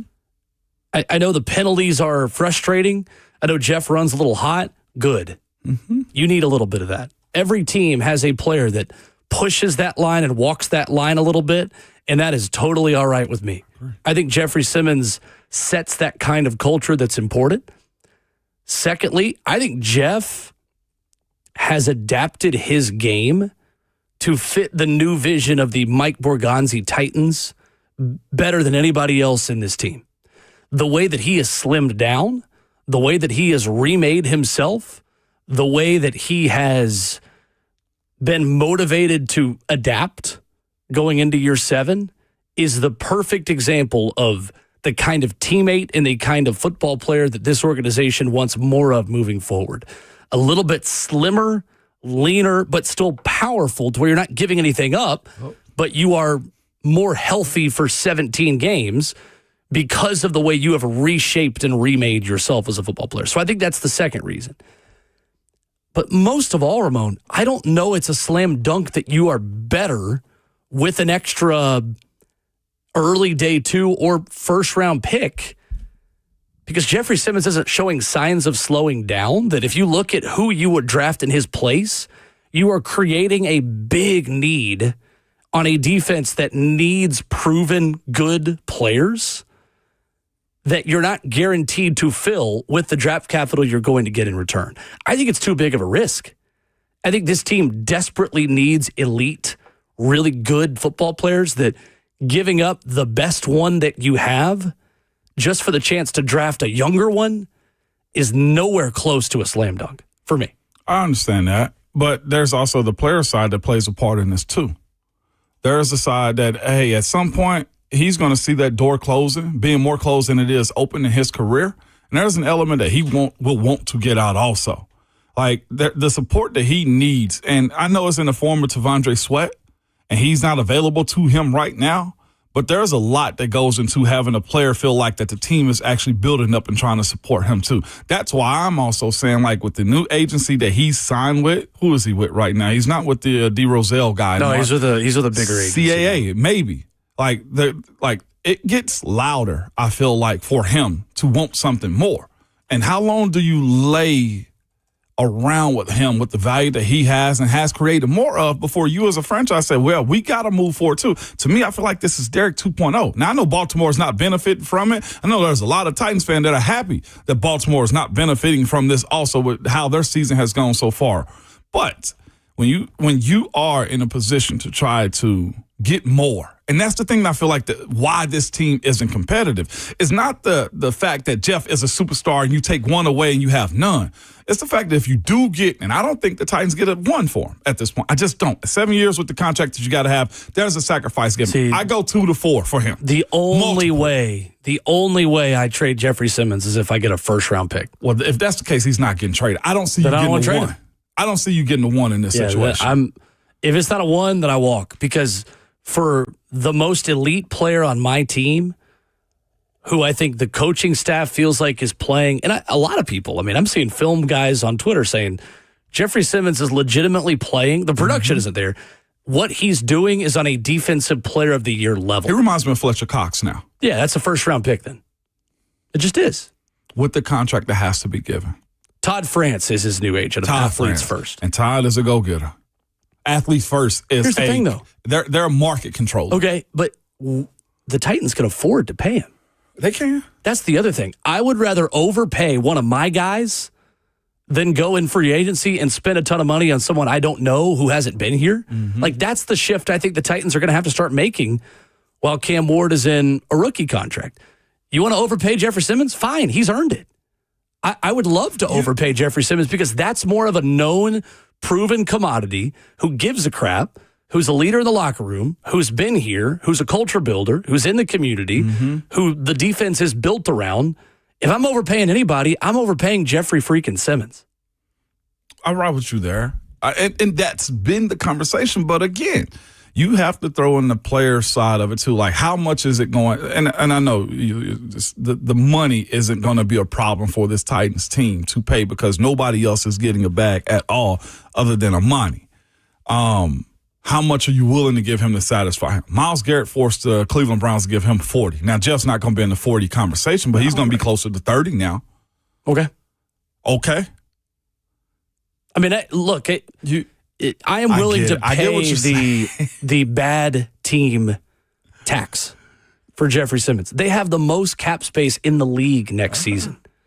There are ways to manipulate that. That's why Mike Borgonzi was brought in. Like the structure of the front office, there are people in place to help move that money around in ways to front load it and get it off the books by the time Cam Ward needs to be paid, if Cam Ward deserves to be paid, because we're not at that point yet to say that's a slam dunk. So my thing is, if a team comes with a strong enough offer and you are in a rebuild and there's no other way to look at this and you're deep in it right now, heck, I think they had to release more tools to do this thing. Yep. I'm of the mindset and have been for a very long time with this situation on Jeff. I say, yes, you're right. Either pay him or trade him at this point because it's wasting away here. And the thing that you need more than anything is more bodies. If you're telling me from a Jeffrey Simmons trade I can get 3 more, that's the issue that they have. It's the quality of top-end draft players on this team hitting. I'd much rather Jeff going into his 8th year with getting close to $30+ million, if not over that. Give me 3 more of them. That way you can truly rebuild and get your bodies. That's not realistic. 3 more bodies in general.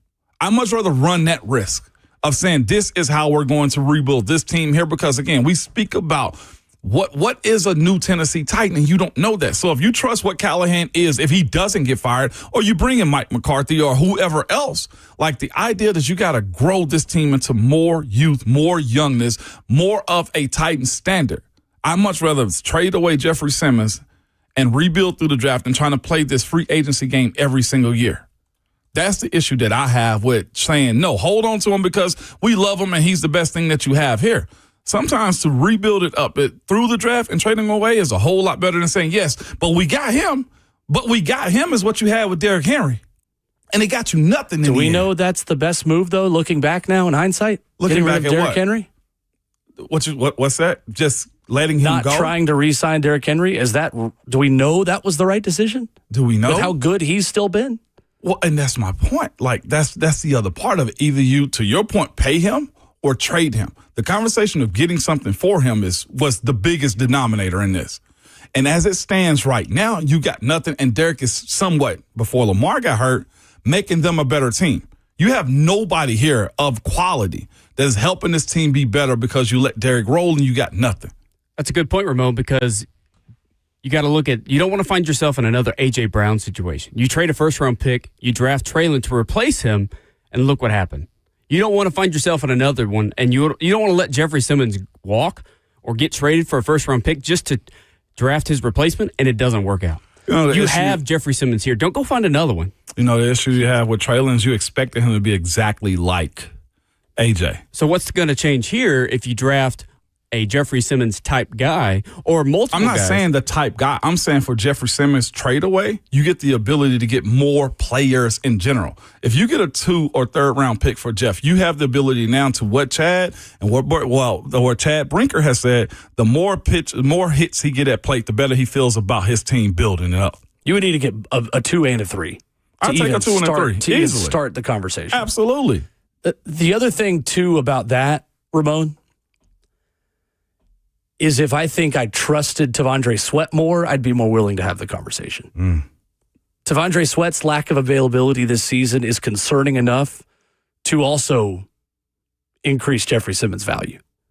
Because T'Vondre Sweat was not drafted by this general manager and is a different type of player than I think the type this general manager values. If T'Vondre Sweat was continuing to ascend based off what last year was today, I'd be more willing to have this conversation. But without him giving you much of anything right now, and again, it's week 4, he's injured. Maybe he comes back and it looks even better. I don't know. But I think T'Vondre could have been a massive insurance policy to allow you to say, all right, we got our anchor. Let's move on from Jeff and get a couple of picks in return. But T'Vondre's not playing. The Titans kind of seem right now, for the defense at least, they need help for Jeffrey Simmons. They don't need to restart. If Devondre Sweat was supposed to be that help, and he's not currently the help in year 2, this next draft needs to be, how do you find help for him? Let's not go restart. When and where and how. So it's the idea if the Titans are picking top 5, they're trading that pick back. Yep. Okay. And then you're going where? At what position? D tackle? I don't know. They're so far away from the draft that I don't know who's available to pick. Like, I'm not just going to say you have to take this pick when it's September and we don't know who I can pick. So at this point, it's probably the second round D tackle. Maybe. I mean, Better edge it's rusher. way too early to have that conversation. You have no edge rusher right now. I want more of them. Well, here's the other thing that I think could motivate you to trade Jeff. I'll play this devil's advocate for one thing. You trade that first round pick for a coach? Depends on who it is. Mike Tomlin? Hell yeah. Kevin O'Connell? Easy. But Saw somebody complaining about Kevin O'Connell the other day, and somebody tweeted the Titans would literally trade 2 first-round picks today for Kevin O'Connell. Yeah, that's what I think it takes for O'Connell, too. 615-737-1045 is our number. Your thoughts next. At Ramon and Will, would you take a first-round pick in exchange for Jeffrey Simmons? We'll also get to Keelan's thoughts of the phones. You can join us, 615-737-1045, and give you your thoughts coming up next.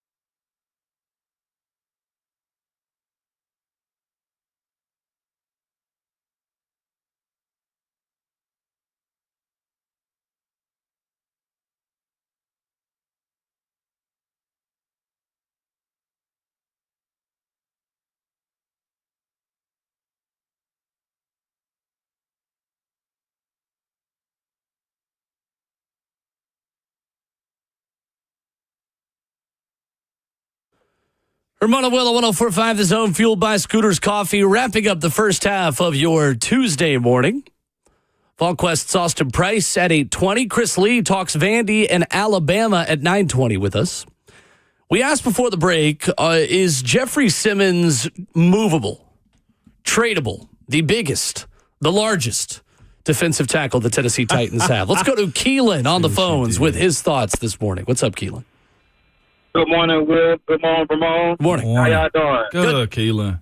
Will, I agree with everything that you said this morning. That draft class with A.J. Brown and Big Jeff was special, man. Y'all, they cannot hurt us again and trade away Big Jeff, especially in his prime. Yes, he's tradable. Yes, he's valuable. But, man, he's a big, humongous piece that hold us fans close to, some hope to Titans doing what they need to do. And, yeah, man, that's all I got to say. I wouldn't trade him. Thank you, Keelan. Appreciate the call. That's good stuff, Keelan. I think the only way you do this, let's look at the positives on why you would make a move like that. You would have to get 2 picks in return in some capacity. Mm-hmm. Because you can't create a new need for you to address when you already have so many other needs.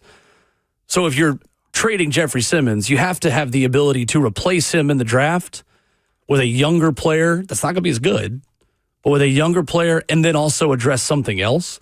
So what does that look like? It either means you get a first-round pick for Jeffrey Simmons and then you flip that first for a later first and a 2, 2 2s, a 2 and a 3, a future 1 and a 2. You get a lot of options there. Or you get a 2 and a 3 or a couple of 2s or a 2 and a future 2, whatever it takes to make a move like that. You can't create more needs for yourself. That's where this team is that at this point for me, Ramon, is that they already have so much to address. They should not be in the business of adding things to a already very long list of what they need.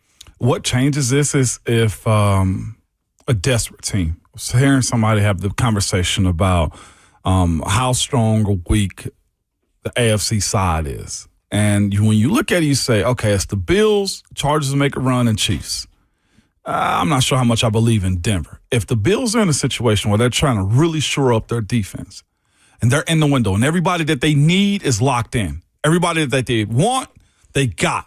And Josh Allen, this is his year. He's playing at a high level again, only 1 turnover on the season, and they need defense because when it gets tight, it gets cold outside, and you go against good teams. Philly has shown everybody in every historic team that's won a Super Bowl. They have done it, except for Kansas City for 1 year defensively. That's what we found out. I mean, Kansas City also won it defensively with Chris Jones. They found out they had to. Right. Absolutely. Defense still wins championships in the NFL. If Buffalo comes with a 2 and a 3, that's a hard turn down for a Jeffrey Simmons type from his perspective. If his agents find out about it after they've been approached by the Titans, there's that side of it too. How much does Jeff want to live with this? And I know he's locked in, he's under contract. You ain't got to do anything to appease him whatsoever. But almost every player has either got more money, which has been your stance, give it to him, screw it, give it to him. Or do you say to yourself, man, I can't continue to take this beating. I want out. And the 2 and 3 sounds good from the Buffalo Bills. That's a hard turn down right there, man. I would entertain it with the idea that, look, you're not going anywhere as a franchise right now, as we can tell. Go ahead and strip it down to get as much capital as you can when it comes down to the draft. Aaron on Twitter writes in, at Ramon and Will, where you can stream the show and follow the show. Says, what the heck gives anyone the confidence that giving this team another first round or even multiple first round picks would be better than having Albert Haynesworth 2.0? Have we forgotten how many disappointing picks are on this team or out of the NFL altogether? That's also from an old regime, too. So far, it seems like you can trust what this group has done, right? Especially if Miss Amy's going to give them time. We're watching right now, Coach Callie he's here. And if they can be on the same page, and we've seen Borgonzi or Chad or both of them trade away Jarvis Brownlee. Like the idea that this is the old regime of it just saying, hey, we're just going to stick and stay where we are. I don't think you have that. I think they're going to continually move pieces around to fit and find the team that they want to see out there on the field, and not just what they wanted, what they wanted to look like. There's that side of it. Like Jeff is an ace here. He's the apex. He is. I think where this comes down to me and where I don't want to trade him is because you make other players worse by trading Jeffrey Simmons. This is not just getting rid of one player. This is making it harder for Femi Oladipo and Draymond Jones and Arden Key to get around the edge and rush a passer that can stick up in the pocket. That's true. It makes Tavondre Sweat worse because now he's the one that's getting double-teamed more. To where, again, it's harder for him to get vertical and be more of a pass rush threat against quarterbacks that can just, if they come around the edge, right, I'll just step up in the pocket. There's nobody here. Yeah. Like, that's the area where the Titans have to answer, again, as they make all these moves for draft capital this season. Are you making the first team that's going to play in new Nissan Stadium better or worse? I think if you traded Jeffrey Simmons, you are making the 2027 Titans worse. I do, because I think Jeff is still here and is still the face of this franchise in 2027, the way things are currently constructed right now. If I'm Jeffrey Simmons, I'm asking for $35 million a year. Well, you can ask for it, but he's got a contract. That's true. And unless he wants to sit out and plummet his value in free agency and be a Le'Veon Bell, or I mean, Trey Hendrickson did. Trey Hendrickson, yeah, but and he got paid. What's Trey Hendrickson doing now? He's playing. He's also 30 on a reworked contract. Old. Yeah, but I mean, and that's where Jeffrey Simmons is about to be. He's about to be 30 plus years old. He's 28, and that's my point. Also, we have the same exact birthday. Year. Yeah, he's about to go into his 8th year. Also, yeah. But how many times, Ramon, have we said going into seasons and about talking about this team who's so young? Gosh, they just need proven players. And on the film, you can see plays are there, and they're just not making them. You know why? Because they got young players who haven't done it before. Yeah. This is the one guy they have who has done it before that you can rely on any given Sunday. There's not a lot of other players you can say that about right now in the Tennessee Titans roster to say, I know what I'm getting out of insert player here. And you know what? That's all great for morale and ticket sales, but we've seen each and every player that's gone to another city who's like, man, I'm glad we didn't waste their talents here. Like, that's the part of it, too, with Jeff. I don't know about that. AJ, Bayer. I would much rather have AJ here than in Philly. Landry I'd like to have his talents here, yes. I know. I would like to have all those players here. I don't care about, I'm glad they're winning elsewhere. I want them to win here. But that's the thing about it. They're not winning here. There's been no because they were traded away here. Or they were released. Get them back. But see, these prime years are wasting away. It's the way I look at it. Right, but if you have those players on the roster, like if A.J. Brown was still here, would you be in this predicament? You'd be a better team. Probably not. Yeah, exactly. So I'd rather them succeed here than say, I'm glad we didn't waste them. No, what? Have them here, then maybe you don't waste them. At about 8 years, there's a decision that has to be made. And I think more coming from Jeffrey Simmons' camp than it does have to anything what the Titans think or feel about his contract, too. I feel like if this offseason, if this win-loss record don't change around, there will be a loud Jeffrey Simmons more than he's ever been in his career. And again, they ain't got to do crap because he's under contract. 615-737-1045 teams always have the leverage. And that's what I'm saying. But that's why Mike Borgonzi gets paid the big bucks to make it work. That's a heck. Well, Cleveland's done it. And that's sad. Having to be in the same conversation. Well, Cleveland's done it. They did it to satisfy Myles Garrett. Yeah. And it's netting nothing. Somebody to build around. Sitting on the bench wondering why he took the bag instead of finding his way out. Cleveland also has what is, I think, still the best scoring defense in the NFL. They still have quarterback. And they're well below 500. Right, but that's more about the quarterback move that they made, not keeping Myles Garrett around. Like, that defense is good enough for them to be a playoff team. It's 1-to-1 with how the offense is here and the quarterback. Heck, Cam hadn't. It's similar in terms of what the play is, but they got there in a very different way by making one of the worst trades in NFL history. I mean, that torpedoes a franchise on its own. The trades and drafts here equal what Cleveland has done. Yeah, fair enough. Yeah. But they have an elite side of the ball. I mean, the move to keep Myles Garrett, I think is still the right one for them, too. 615-737-1045. Titans lineman Kevin Zeitler talking about opportunities on film. Brian Callahan speaking about the Titans from week 1 to week 4, where they have improved. You'll hear all of that coming up next.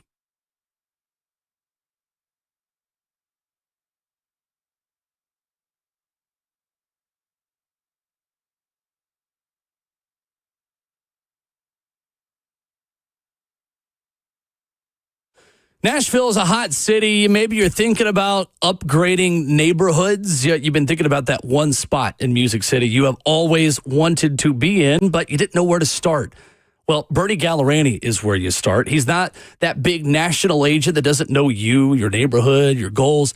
No, Bernie Gallerani knows Nashville, and he knows how to sell your home at the best possible value. Bernie Gallerani guarantees to sell your home in 30 days or less, or he'll buy it.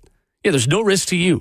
Bernie will let you out of the contract at any time. He is the real estate agent who has the 30-day guarantee to sell your home, and if not, he will buy it from you. So if you're thinking about relocating in Nashville and you want to know what your home's value is, just head online, BernieGallerani.com. Right at the top of the homepage, click on how much is your home really worth. Enter your address, and you can have your answer in just about 30 seconds. Bernie is the only real estate agent in Nashville that's also recommended by Barbara Corcoran of Shark Tank. Give him a call on his cell phone, 615-428-2644. That's 615-428-2644. Or you can just Google Bernie Gallerani Real Estate. Again, that's online at BernieGallerani.com.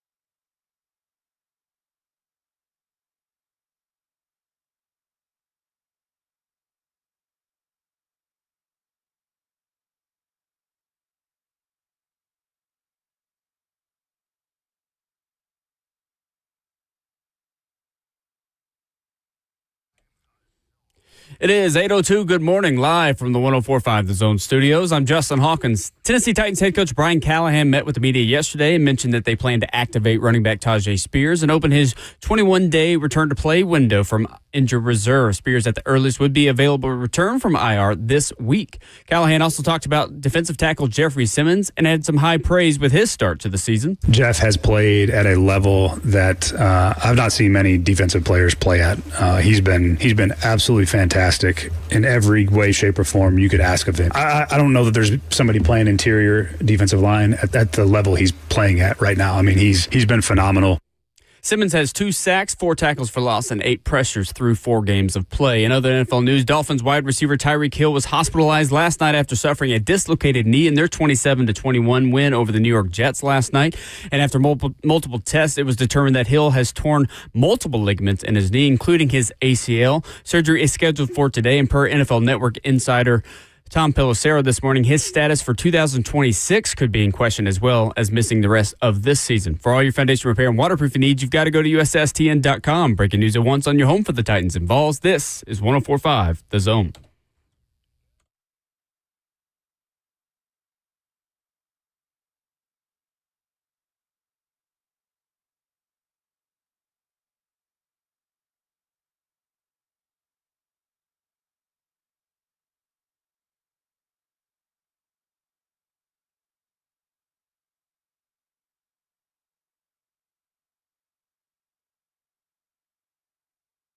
Hour number 3 of your Tuesday morning starts right now.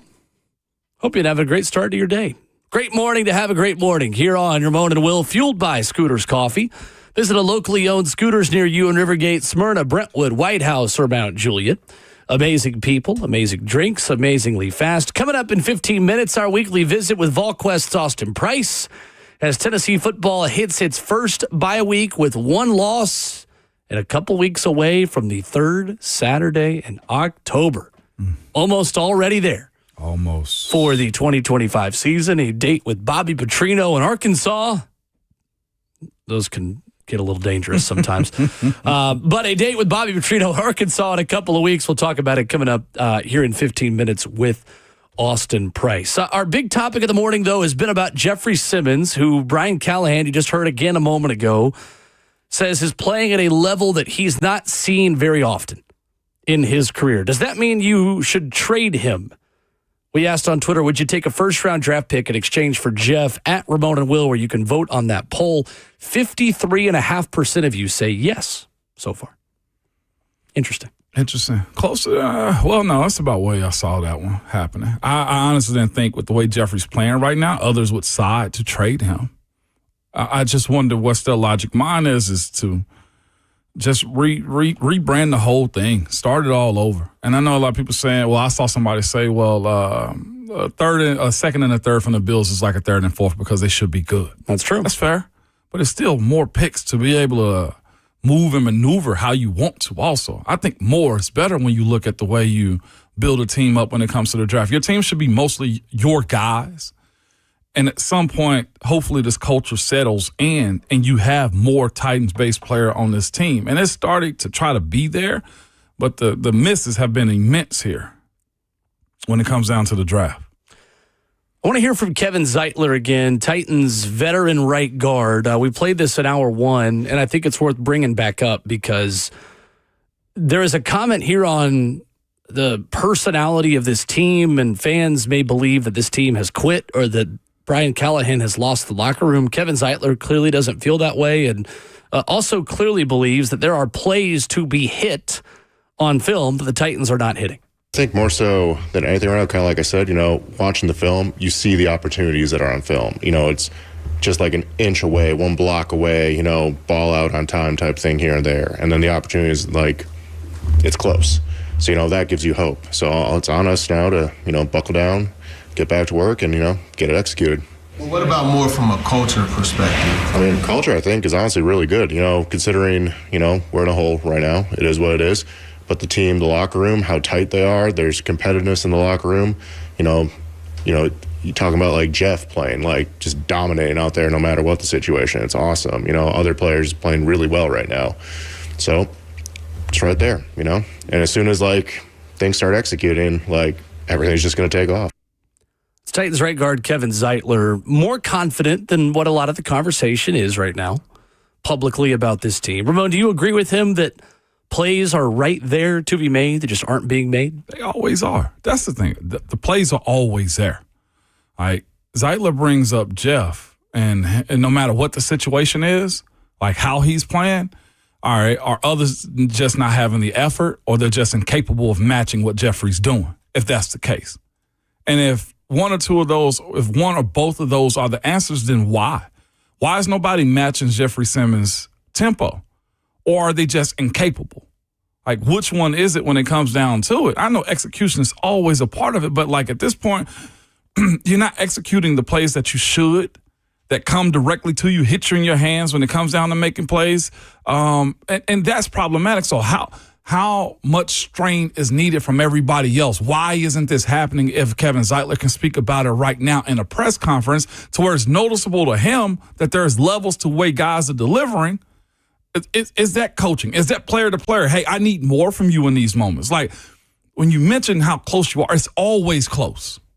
It never is that big of a separation when it comes down to you do or you don't in this league. Very fair. The difference between good teams and bad teams in the NFL is not that wide like it is in college. It's not. Where some offensive systems are just flat out bad. It's not the case in the NFL. There are 32 coordinators and 32 coaches that even the ones that aren't successful can scheme guys open.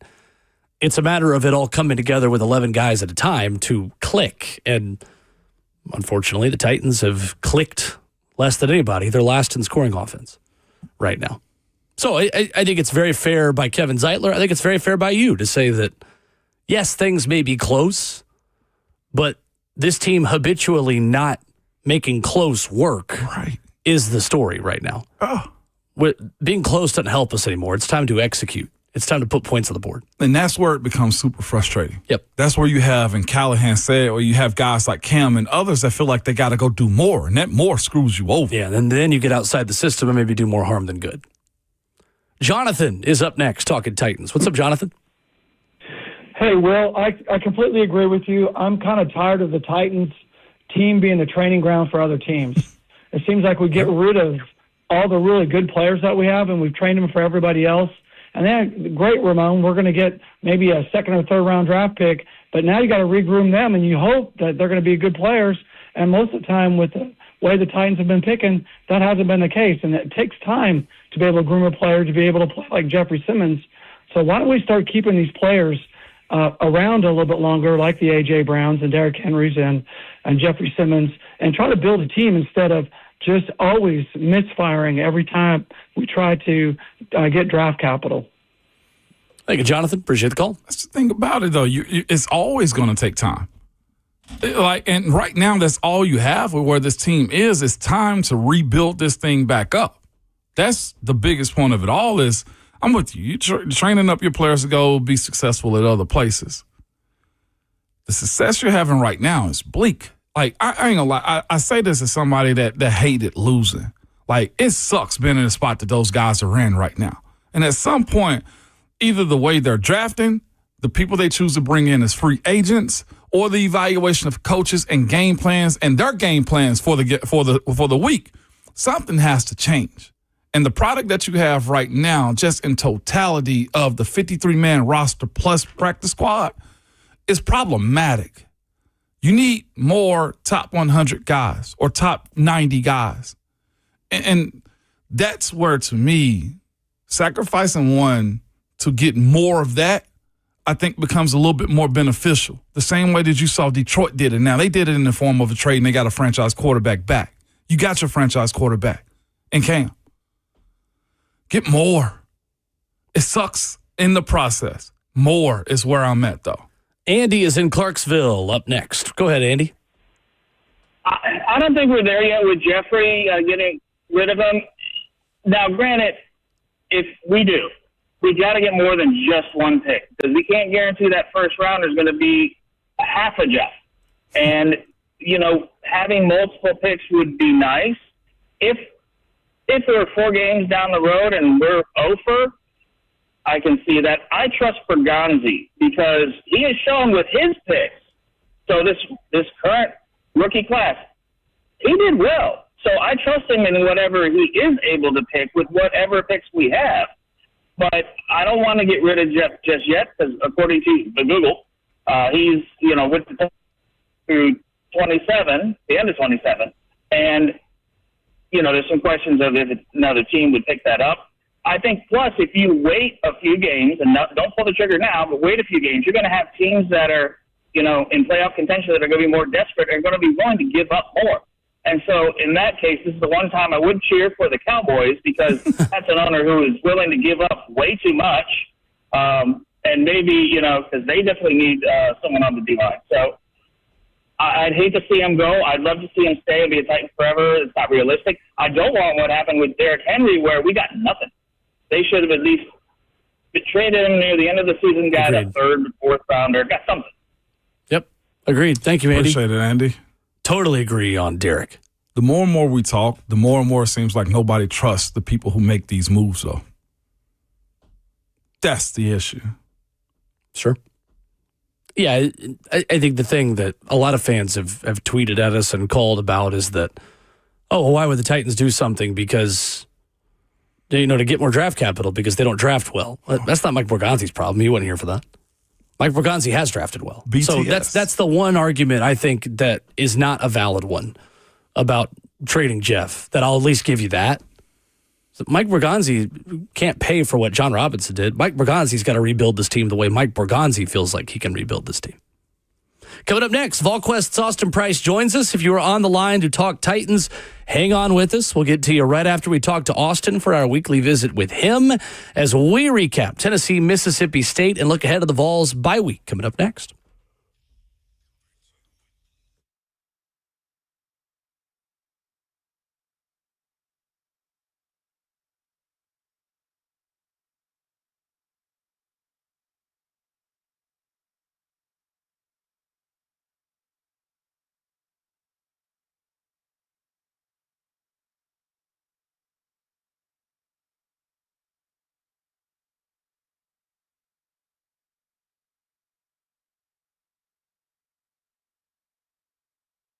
It's Ramon Foster for All American Pest Control. Hey, their website is yuckbugs.com because if you hate bugs like I do, their website should be easy to use. Yuckbugs.com. They're local and trusted, man. And again, they're family owned. And again, I reiterate, proudly local. They've been serving Middle Tennessee for over 60 years. And if you haven't been outside or seen around your doors, the fall pests, they are here, man. The stink bugs, you see them just flying around, the box elder bugs and Asian lady beetles. They try to invade your home every single year. Don't wait until they're crawling on your walls or freaking you out when you go in and outside of your house or you see them on your windows. That's what the stink bugs do. With the Complete Care Max program that All American Pest Control have, you can bundle mosquito control, pest control, yard treatments, and termite protection with Centricon. They service you 8 times a year and free reservice if pests come back while on their plan. No hidden fees, no pushy sales, just a peace of mind. Peace of mind. The technicians, they show up on time and what they smile also. Clear communication, proven results, zero drama. Best company around doing pest control. Visit their website, as I told you, yuckbugs.com, and make sure you tell them that Ramon sent you.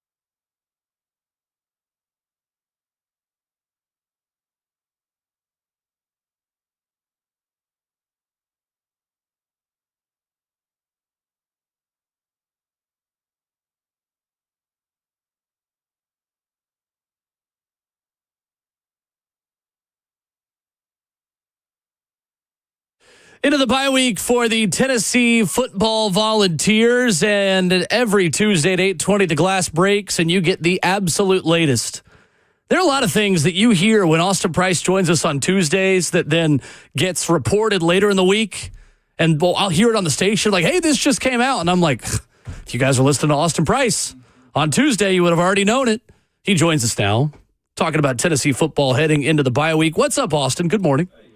I'm doing great. How are you guys doing? We are excellent, and it feels like Tennessee is getting a cleaner bill of health, as we'll talk about here in a minute, and some guys that are posting cryptic pictures on Instagram thinking that they're practicing and coming back. These are all good things. Another good thing, Austin, is a win on the road. What impressed you the most about Tennessee and Starkville on Saturday?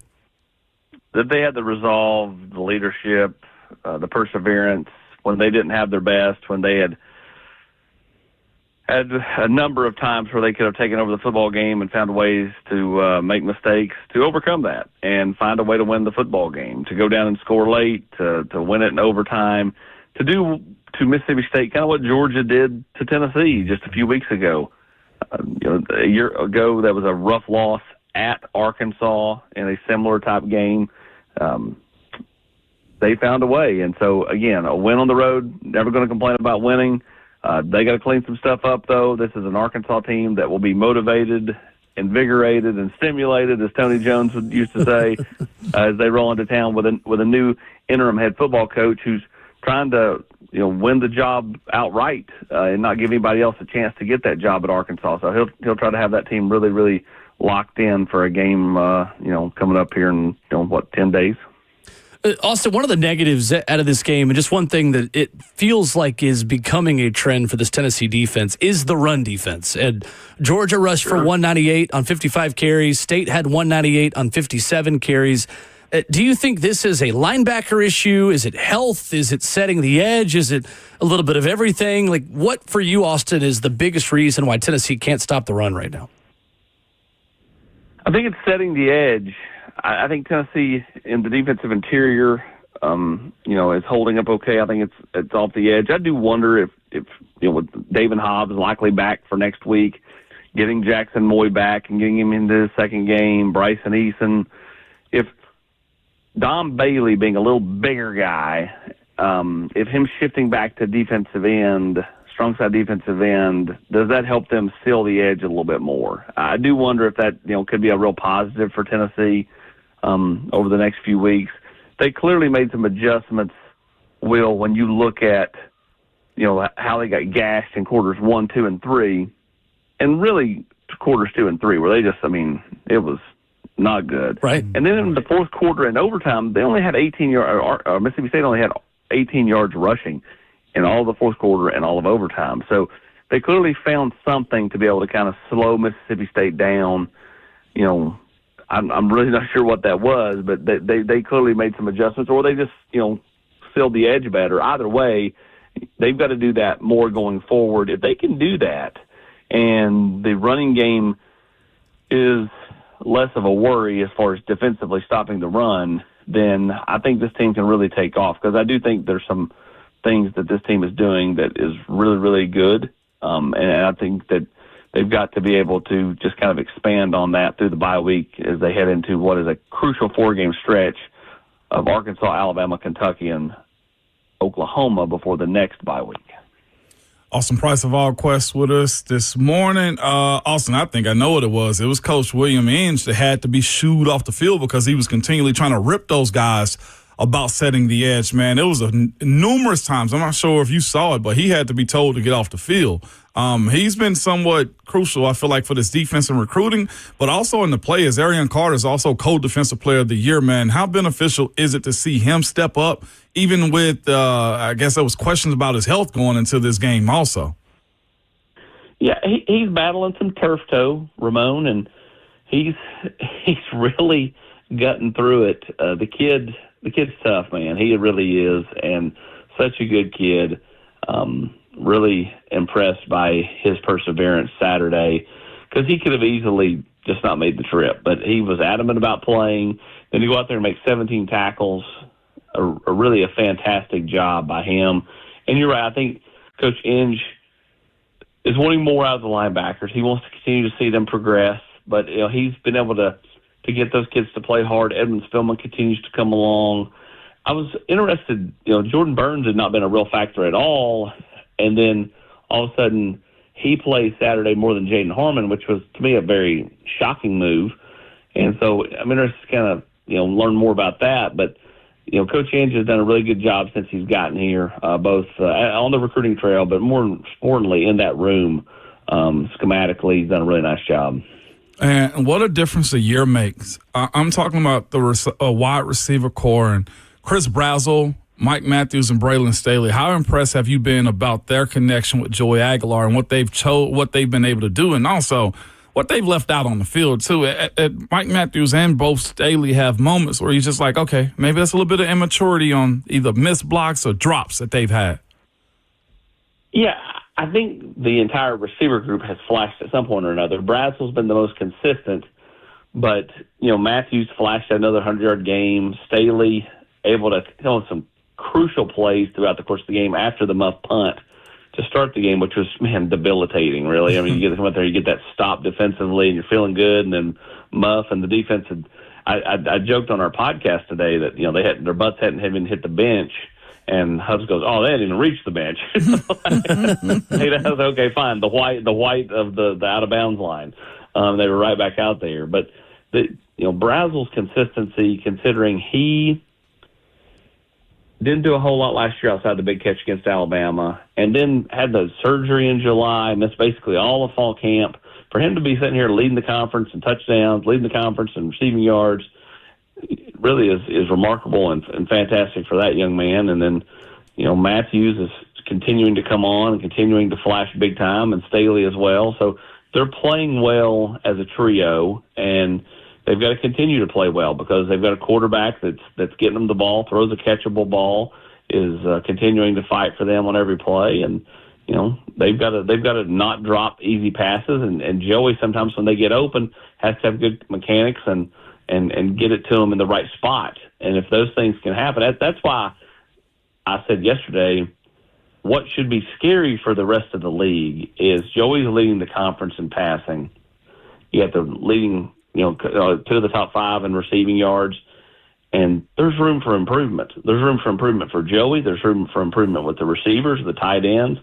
I think that's a good thing, right? I don't think, you've not hit your ceiling yet as an offense, and you're doing really, really well. First time in school history they've scored over 40 points in the first 5 games of the year.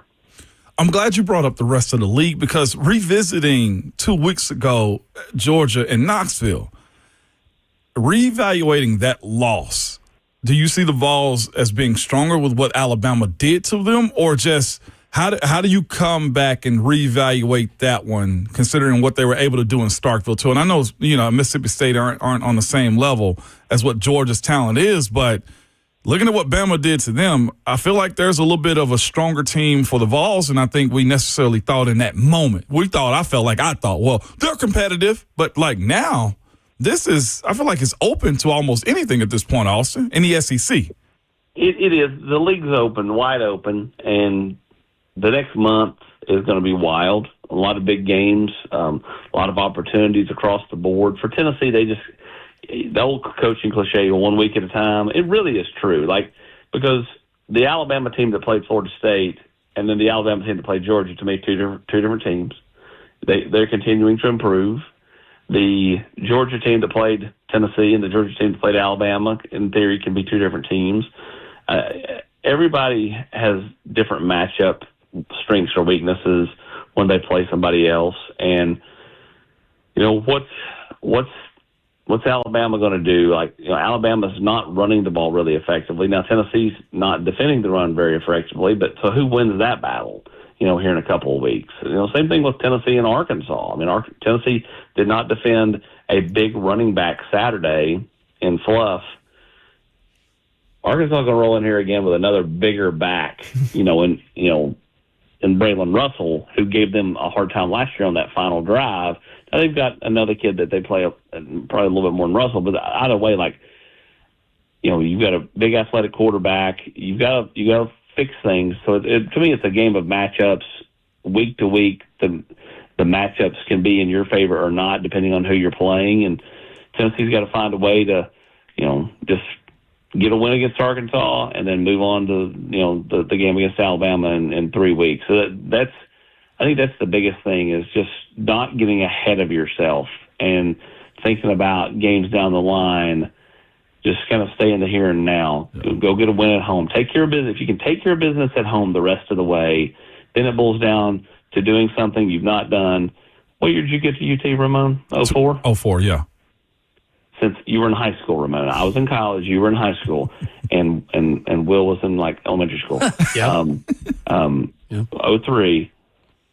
Tennessee won at Alabama and at Florida. They've not won at either of those places since then. So if you can just take care of business at home, it's going to come down to those two games where you've not won since the first Bush administration. I was at that 03 game too, by the way, Austin, and C.J. Phaeton and James Banks. That still one of the best Tennessee football games of all time in Tuscaloosa that year. C.J. Phaeton, was it 4th and 17? Yep, that's right. You're right. That again. All those games are winnable. They're also losable. Yeah, right. And so again, take care of business at home, and then figure out a way to. I don't worry about the Kentucky game. They're a lost cause. But that Florida game, and then of course Alabama, 2 other games that are 2 totally different fields. Austin, on the health front, Jermon McCoy and his ability to get back potentially for Arkansas. What kind of impact would that have on a Tennessee defense, Austin, that is struggling in zone coverage? I know you guys wrote about that at VolQuest over the weekend, and just allowing them to do what they're doing, but do it on a higher level. Because on one side, you got Colton Hood, who's playing at a first-team All-SEC level, and Jermon McCoy, who has already played at a first-team All-SEC level. It would help out tremendously. Getting him back whenever they can, if they can, would be big. In my opinion, he has every intention to play against Arkansas. At some point, though, he has to find his way to the practice field for team periods. I don't mean individual. He's been doing that for a while. Mm-hmm. I mean team periods. What's the status of the knee? Does the knee still swell? If the knee doesn't still swell, that's a huge bonus and is a move in a positive direction for him to be able to get back to practicing in team periods, which leads him back to the game field for real games. Again, I believe that he has every intention to play next week against Arkansas, which means it's going to boil down to what does the medical staff think and when can he start practicing with the team. If that happens by the first of next week, then I think there's a really good chance you see him play against Arkansas. But again, right now, I think we're still in a little bit of a holding pattern, but I do believe his intention is to play against Arkansas to knock the rust off and then be full bore for the Alabama Crimson Tide in Tuscaloosa. Austin, you've already laid it out how big of a difference David Hobbs could make coming back and allowing Dom Bailey to be in his more pre-planned position in the preseason. How confident are you that David Hobbs is on the field next Saturday in Knoxville taking on Arkansas? Again, that's one that I feel like is trending in the right direction, much like Jermon McCoy. I think he's probably a step further along. I think his intention was to play at Mississippi State. That was not the training staff's intention. I think everything happens for David Hobbs for the Arkansas game. So, again, you get Moy back against Mississippi State, you get Hobbs back against Arkansas. Now, knock on wood, can you stay healthy in the defensive interior for a while? I think that obviously would help Tennessee a ton as Nathan Robinson has continued to grow his game. Isaiah Campbell's been able to give you some snaps. Ethan Utley's been able to give you some snaps. You feel better about the defensive interior than you did just 3 weeks ago. So David Hobbs would be a huge addition to Tennessee's defensive run-stopping efforts if he can be back for the Arkansas game. Well, and also you bring up a good point about how maybe these injuries have forced Tennessee to answer more questions about young depth players than they otherwise would have if they, did have a healthy David Hobbs and Jackson Moy. Can this end up being a positive, Austin, if Tennessee does get a little bit better injury luck that they now have developed with live bullets at SEC play and Ethan Utley and Isaiah Campbell and Nathan Robinson more in game settings? It certainly can. They can definitely for next year, for the future, and in the short term, even for this year. I think you'd love to have not had to do this and had those guys. I think that would have made a big difference and been able to close out potentially the Georgia game, something they weren't able to do. But you're sitting there at 4-1 on the year, heading into a bye week, getting healthier. If you can just stay healthy, you've got a real shot, in my opinion, with the offense playing the way it is, the defense leading the deal in sacks. If that can happen continually and you continue to progress on the defensive interior and at linebacker and at safety, so really the kind of the middle part of the defense, that's something where this team really starts to really make a move. Austin, any movement, traction on the recruiting front when it comes down to the Vols closing out this early semester signage? See anything coming down the pipeline for the Vols? Really not right now. You know they can potentially get Dre Quinn back in here for an official visit in the month of November. That would be big. Obviously, Texas is deep in that one. The kid visited Mississippi State this past weekend because he's from Starkville area, and so he was able to watch Tennessee for a second time in 3 weeks, which does not hurt Coach Chop and the defensive staff's feelings whatsoever that he was able to be around again. So that's really about it. They're going through a bunch of senior tape, trying to find out if there's an eval or two that, a kid that's really progressed from junior year to senior year, someone that others are missing out there. And we'll see where they go from there. But outside of that, no, it's relatively quiet. Gotcha. He is Austin Price, VolQuest Sit on 3, joining us Tuesdays at 8:20, the very latest on Tennessee football heading into the bye week. Enjoy the off weekend, Austin. Thank you. Thanks, Aus. Appreciate it, guys. Thank you. Yes, sir. Austin Price joining us this morning. Hit the podcast feed if you miss any of those nuggets. Legitimately, Ramon, and you know this because obviously you listen to the show because you're a part of it. Austin is dropping nuggets that then will go reported on Wednesday or Thursday. Yeah. And I'll hear them. I'm not being critical of any of the Zone's producers by any stretch of the imagination, but then I'll hear them in sports updates. Jackson Moy expected to be. Austin Price told us that on Tuesday. He told you that. That's right. We laid it out in front of you. Let me just not pull something, patting ourselves on the back real quick, but we'll pat Austin on the back, not ourselves. Austin's info, not ours. He dropped dimes. He does. He dropped dimes. Like Joey Aguilar in Starkville to win 42-41. 41-34. Math is hard. Or hearing about Jamar McCoy ability practice. Does it swell? He wants to go. Right. You know who I want to hear from? Lonzo in the F&M Bank chat. Why? We have one Mississippi State fan. If you were not in the F&M Bank chat, you probably don't know what I'm talking about. He is the only one. One Mississippi State fan that every time Tennessee loses on Monday, no Vols talk today? Huh? We're not talking Vols today? Oh, interesting. Or if Mississippi State wins in badminton or underwater basket weaving against Tennessee, oh, wow, State beat the Vols. Nowhere to be found. Crickets. You know what's after Mississippi crazy? State loses to Tennessee.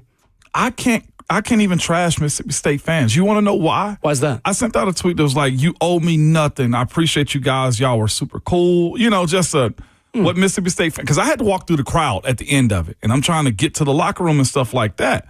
Their fans have been commenting on that post. Thank you, guys. We had an awesome time. Well, this post right here has 97,000 impressions on it. Goodness. And I'm like, and there's a lot of State fans under there I'm glad you enjoyed it. Now, there's a couple who's like, well, we hate you guys. There's a couple. But you can say the sky is blue and people will, no, it's not, and on Twitter. So. For him to be this mean of a State fan, he's like the 0.0% of them. Doesn't call in, doesn't show up in the chat after they lose. Nuts. Oh, interesting. We'll just remember that next time they win in something. Crazy. It'll be a while, but we'll just remember it. Coming up, if you wanted to get in talking Jeffrey Simmons, you can. 615-737-1045. We got Chris Lee of Andy 247 coming up at 9:20, previewing the college football's game of the week. Vanderbilt's playing it against Alabama. We're going to talk a ton about that this week, including with Chris coming up at 9:20. Open for your phone calls and maybe a little trip around the AFC South. Take a look at what the Jags and Colts did over the weekend. Coming up next.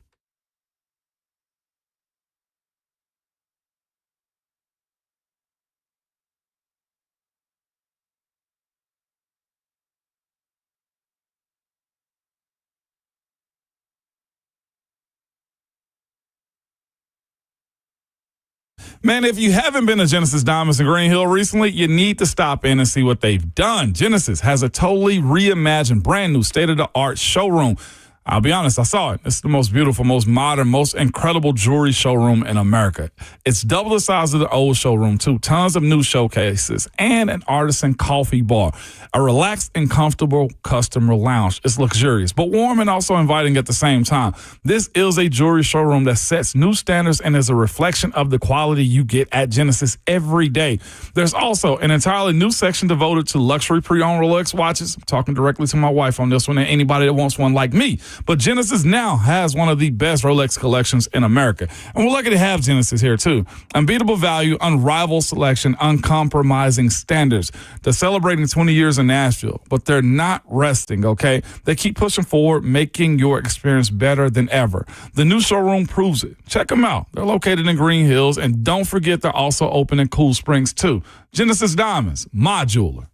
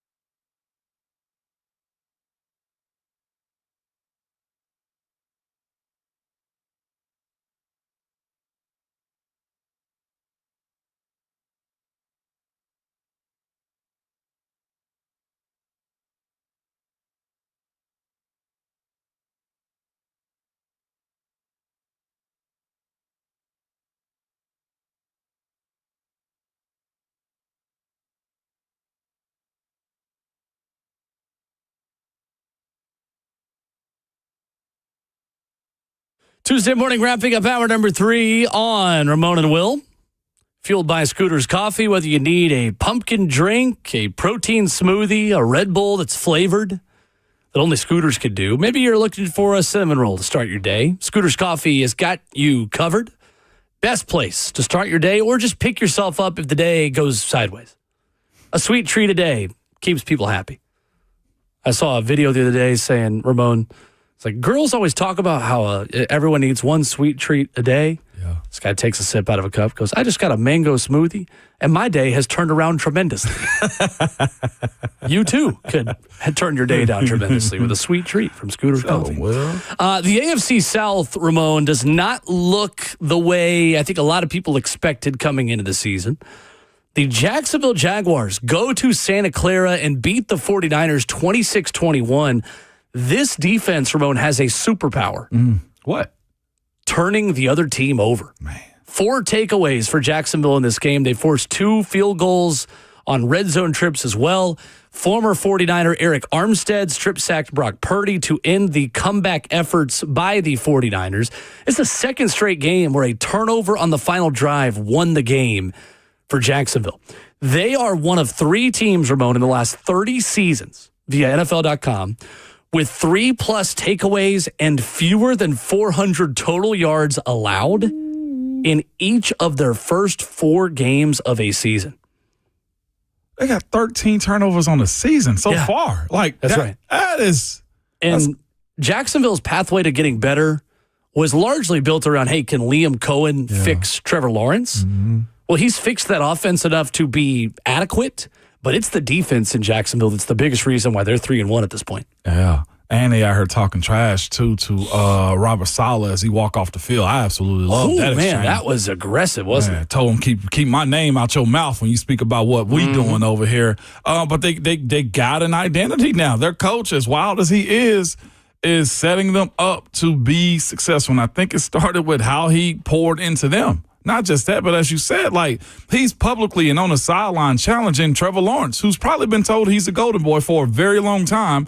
He probably needed Coach Urban Meyer to kick him, not the kicker that time. But what I'm getting at is this: the efficiency of how they're playing is tight. They're staying in games. They're just simply scoring points, and they put people in the right places. Again, this didn't happen overnight for them also. Just got to reiterate this. This is guys that they've drafted for time and time again and turning themselves into playmakers right now. I'm trying to see what Trayvon Walker's done on the year 2 right now. Trayvon has gotten 2 sacks on the season 2. Like, they're getting answers at positions that they drafted probably a little bit sooner than they should have and are benefiting from it. Well, and Eric Armstead looks like a really big addition on that defensive front. He's going back to what he was in San Francisco. Yep. Yeah, he is. No doubt.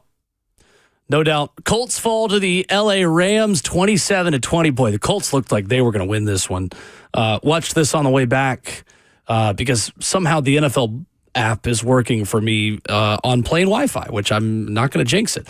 I've become a very popular person on the Titans plane coming back home. Jim Wyatt was telling me the other day, he was like, when I was traveling from New York to Houston to meet the team there, he was like, man, they put me next to you, and I was sad you aren't with me because you've got some way to watch games on the plane, and I need to watch games. I wonder why. I don't know. Don't ask questions. Nope, not going to ask questions. A.D. Mitchell made 2 game-changing mistakes in this game. Yeah, that's ridiculous. Fumbled the ball on the 1-yard line as he was just walking into the end zone. And that went through for a touchback. Then a 53-yard Jonathan Taylor run negated by a holding penalty by A.D. Mitchell. Big errors that really put Indy behind the 8 ball. First time this season, too, where Indy kind of beat themselves. 11 penalties, 2 Daniel Jones interceptions, including 1 on the final drive of the game for Indy. And, boy, the Rams are really good when they're healthy. Yeah, really good when they're healthy. And they've got a lot of injury-prone players. Them and San Fran, I feel like, are kind of in that same mold. But Puka Nacua is making a strong case for Offensive Player of the Year so far. And borderline MVP. Listen. The way he's playing. 13 catches for 170 in this game. That was a career high on 15 targets, a touchdown that tied the game late in the fourth quarter, an 88-yard bomb to Tutu Atwell, the game-winning score for L.A. I'm sorry. I didn't mean to bust out laughing right there as she was talking, but it's the most obvious answer to the test that any team could possibly have when you speak of Puka Nacua. 15 targets, 13 receptions, and you still had no time to stop him. Like, I know Sean McVay has gotten this wizard attachment to all things that he's done, but defensively looking at what they're doing also, you got to bring that up. And the fact that he and his staff can scheme up Puka Nacua, who I don't think is super fast. He's not super big. He's super obvious out there on the football field. And he pulled in 170 yards against a team that I think has a good defense. They can get after the quarterback with a 40-year-old quarterback at this point. I don't think Matthew Stafford's 40 yet, but with health issues all offseason long. Like, that is the home run hire. It's 37. That's the home run hire right there that teams beg for. Yeah, it is. 100% is. Puka Nacua this season has 42 catches. That's 8 more than Jake Ferguson, who has the second most receptions in the NFL this year. There are only 2 players over 400 yards receiving, and Puka Nacua is over 500. Puka Nacua has 503 yards on 42 catches. Jackson Smith-Njigba, second with 402 yards on 26 catches. Seattle, right? So far this year. You have any guess? Who else is? This is a really weird list. Who else do you think is in the top 5 in receiving yards in the NFL this year? Tyler Warren. Tyler Warren, he's down there a good ways. Okay, he's 21st. His reception's got to be high, though. 19 catches. Malik Neighbors. Malik Neighbors, 14th. Emeka Buka. Emeka Buka's 12th, 282. DK Metcalf. DK Metcalf, 22nd, 261. A big game last week. We are not doing well. We are not doing well at all. Drake London? Drake London is 16th. Dang, all the names. 3, 4, and 5. 5 is a household name. 3 and 4 are not. 5 is a household name? Yep. Just CeeDee think Lamb. best receivers in the NFL. Justin Jefferson. Justin Jefferson's 5th. Justin Jefferson. Which is pretty good considering who's been throwing to Is him. he number 1 in the receiver? No, We're Puka talking. Nacua's No, number one. I'm talking about just like overall talent. No, The best receiver in the league right now? Yes, Justin Jefferson. Justin Jefferson is the best receiver in the league right now. I I put him 1, Jamar Chase 2. Buffalo ain't got nobody on this list. Nope. Baltimore definitely don't. Nope. Patrick doesn't. Nope. 2 West Coast players. Devontae Adams? No, he is not up there. He's a good ways West down. Coast. Quentin Johnston is 3rd. What? With 337 yards. And Ricky Pearsall is 4th. Hold up. Quentin Johnston, the guy that everybody wanted out the league? Yeah. That's right. He still had 14 targets to him. He hasn't caught, so he still drops it sometimes. But And Ricky Pearsall? Ricky Pearsall's 4th with 29 catches for 327, 16.4 per catch. Pretty Ricky, what they call him. Not bad at all. The dude that got shot. Yeah. He's playing really well. And they don't have Brandon Ayuk right now. And they traded Deebo Samuel. So Ricky Pearsall show and the Juwan Jennings show. It is. Juwan is doing his thing, too. 615-737-1045 is our number. Are the Titans better than they were last year? Brian Callahan answered that. You'll hear from him coming up next.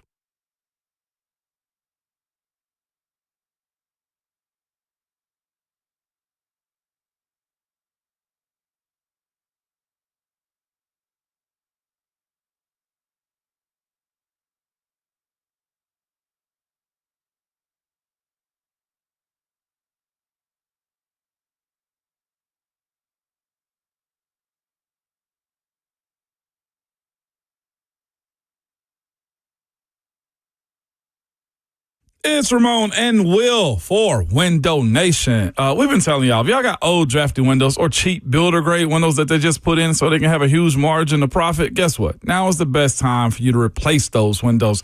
You can start to protect your home ahead of fall and winter weather. We get it gets weird here in the winter time. Get replacement windows from Window Nation. You can get top quality, energy efficient windows from a trusted company, all at a reasonable price. And here's the thing. Window Nation knows replacing windows, it's an investment, and they want to make it very affordable to you. Ramon, you can save big this month with Window Nation. Buy 2 windows, get 2 free, plus an extra 10% off, plus no interest for 2 years. I mean, the deal just keeps getting better, guys. Make no payments for 2 years, so you don't have to deal with those monthly payments, a down payment, or interest. until 2027. And hurry, this sale's going to end. It's the end of September. Today, you got to trust the folks at Window Nation. They're online at windownation.com, 866-90Nation if you want to call them. And hurry, the sale ends today. Don't miss out Window Nation's most popular offer online at windownation.com.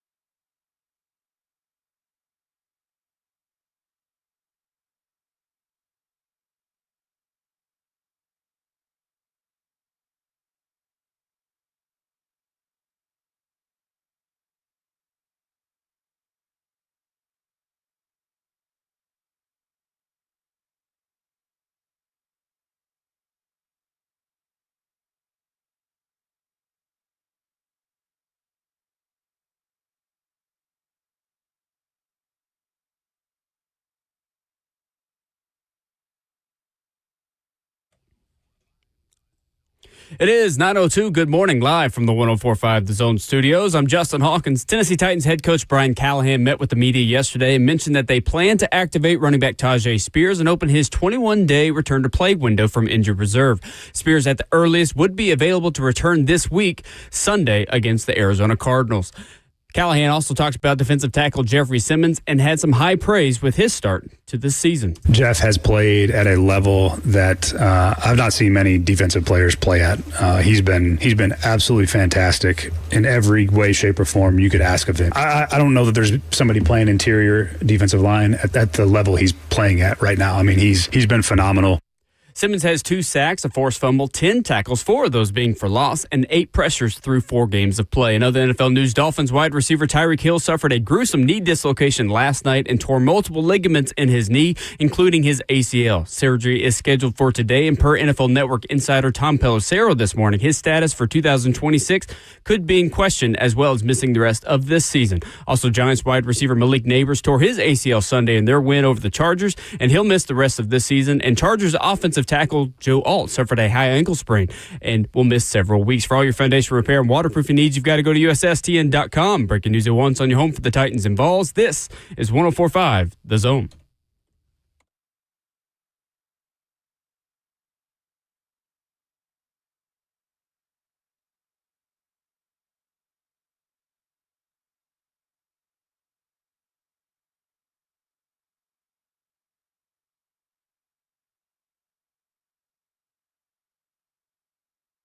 Away we go into hour number 4 of your Tuesday morning. Lots still to unpack and get into for 60 more minutes, kicking off your day. Hope it's been a good one. Hope we can make it a little bit better for you. Scooter's Coffee is the place to go to pick yourself up. Locally owned near you. Rivergate, Smyrna, Brentwood, White House, or Mount Juliet. We love our friends at Scooter's Coffee because of how quickly they're going to get you caffeinated, how much they get us caffeinated and opinionated on any given morning from 6 to 10 a.m. Monday through Friday, and how they keep us well fed as we go to Knoxville. Mount Juliet, that location, it sees us quite a bit. And I'll see it again Thursday when I go up there to call a soccer game. Looking forward to it. Should be fun. It will be fun, Will. Our topic of the opening hour this morning, are the Titans better than they were last year? The stats say no. Brian Callahan says yes. Obviously, there's much more to that conversation than just the stats of 4 opponents, because we're taking out 4 games this year against good opponents. And last year, you played 3 backup quarterbacks and Aaron Rodgers in the first 4 games of the season. This was Brian Callahan asked yesterday at his press conference how things have gotten better to this point than they were last year. You can say we think we're better in these areas. Yeah, there's things that are better. I mean, that's hard in the moment, being 0-4 and trying to show a lot of things that are positive. Yes, there's things that are better. I do think we're running the ball well. I think we need more of it, but I think we're running the ball well. There's been some really good things defensively, just not consistent enough over the course of a game to be able to point to that and say that's good enough. You know, I hesitate to say anything at this moment is where we want to be, because we're 0-4 and haven't played a brand of football that would allow us to win a game. So there's definitely things that I see that are encouraging, but we got to do more of it and more of it more often. Ramon, where do you think the Titans are better than they were a year ago? Where? Offensively? There's more hope for the rookie quarterback. At this point, I don't see much better. The turnover ratio, we spoke briefly about that. That's a little bit better, but there's been moments, and Cam's had too, to where he's almost had a flip ball that could have gone bad. The screen that he tossed forward as he was going backwards and Tony Pollard was around him, that's good instinct, I think, but it's also flagrant with the idea that ball could have been considered a fumble if it had gone sideways or Tony Pollard wasn't in the area. So I don't think there's much that's better than last year. I know there's not much better than last year. I think you got better players. I think Kevin Zeitler is the upgrade. I look at if J.C. Latham's in there, that should be a little bit better with the transition that he's made. Dan Moore, you pay for him. Is that better? PFF has said it is. And then it's no is the answer. I'm trying to find ways through this one. No is the answer. And I know they're probably closer than what they think they are, too, inside of the room, but the execution hadn't been there. Dan Moore ranked 63rd among 108 tackles in terms of Pro Football Focus grade. Again, a secondary source, not the primary way you should evaluate players, but just for the sake of talking about what the Titans have at left tackle, PFF says that Dan Moore has been responsible for 3 sacks, including 1 in each of the last 3 weeks. and 14 total pressures so far. I think it's tricky because statistically, I don't like box score scouting without context. The first 4 games of the season you had last year were against quarterbacks Tyler Huntley, Malik Willis, Caleb Williams in his debut, and Aaron Rodgers. The level of opponent has increased substantially over the first 4 games this season and the first 4 games last season, where you played an AFC West contender, the Denver Broncos, who, yes, have been bad to start the year, but it's a long season, and I trust Sean Payton to get them into the playoffs again. An Indy team that just lost for the first time, and it took 2 boneheaded mistakes from a second-year player in order for them to lose to another team you play in the Rams, who are a blocked kick away from beating the Eagles in Philly. And then Houston, who's got problems. Houston's offense has got major fundamental issues. But that defense on paper, Ramon, is still very talented and caused major problems for you. I don't think it's fair to say the Titans are substantially worse or better. I think it's an incomplete grade based on the opponent you've played so far. But if, yes, you want to go by first 4 games last year to first 4 games this year, you cannot argue the facts that statistically they are much worse in most categories year over year through 4 weeks. Yeah. I've given you the context, but you can't argue with the numbers as well. No, absolutely. So at this point, Ramon, how do you find something you're good at? Because this team ran the ball well at 4.6 yards per carry, and Tony Pollard, I thought, had his best half of the season. Why didn't they use him more, or even just use the play action game once it was set up in the second half? Just having to feel like you got to do something big to go score.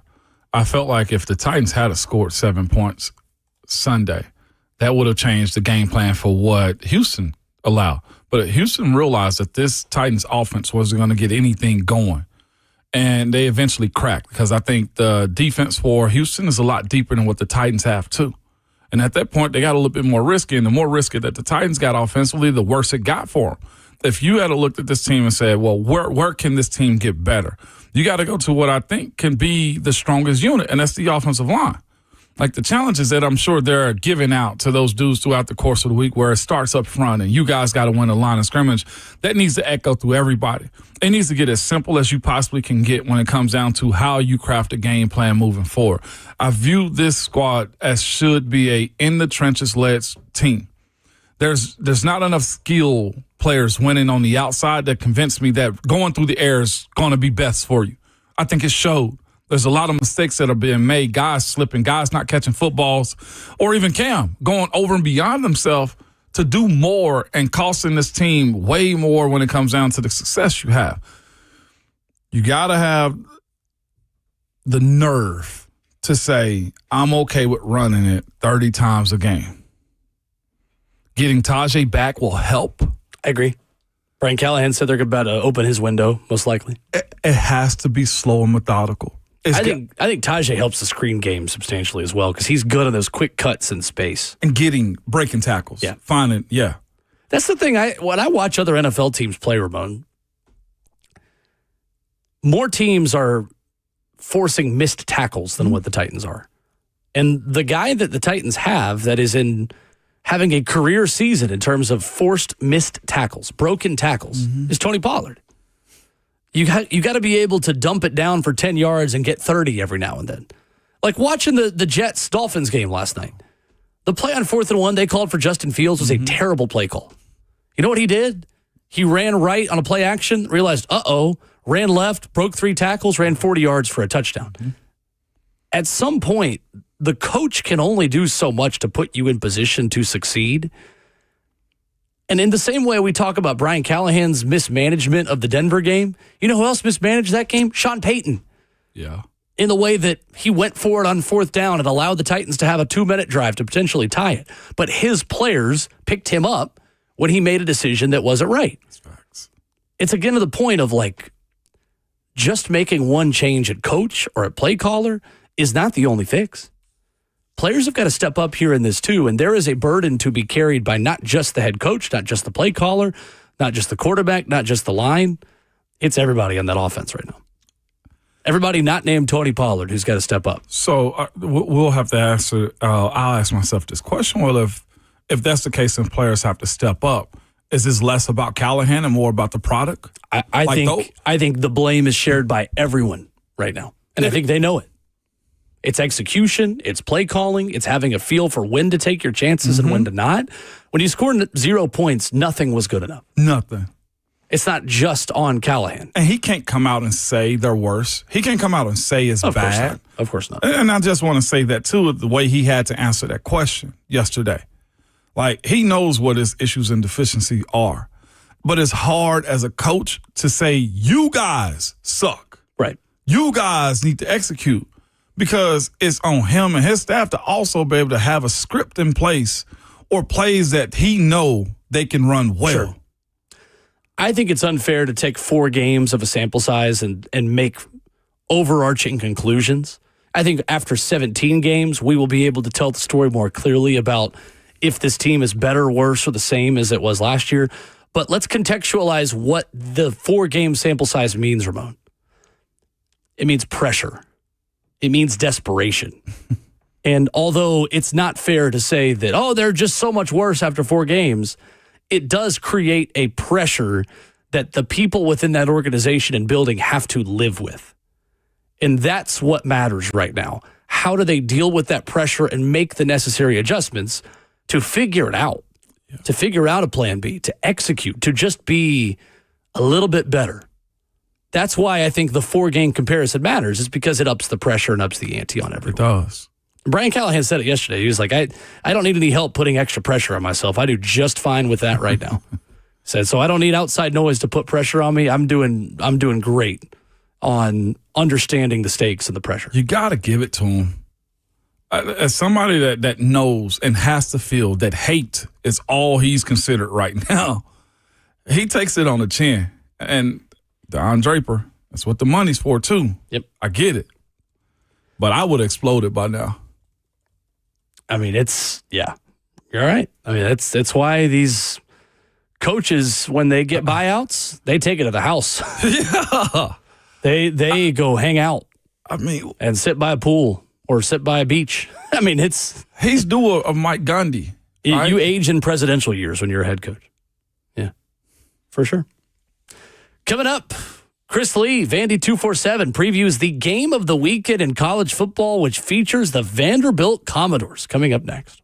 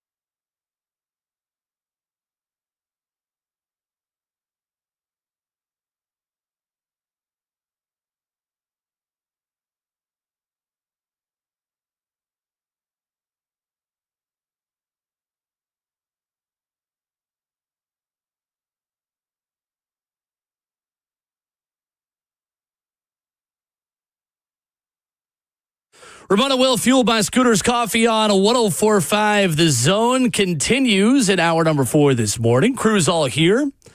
Justin Hawkins, our producer, Ramon Foster, Will Bowling, pleased to be joined by Vandy 247's Chris Lee. Southeastern 16, also where you get his work as we break down the biggest game in college football this weekend that includes the Vanderbilt Commodores. Chris, good morning. This is a big one Saturday.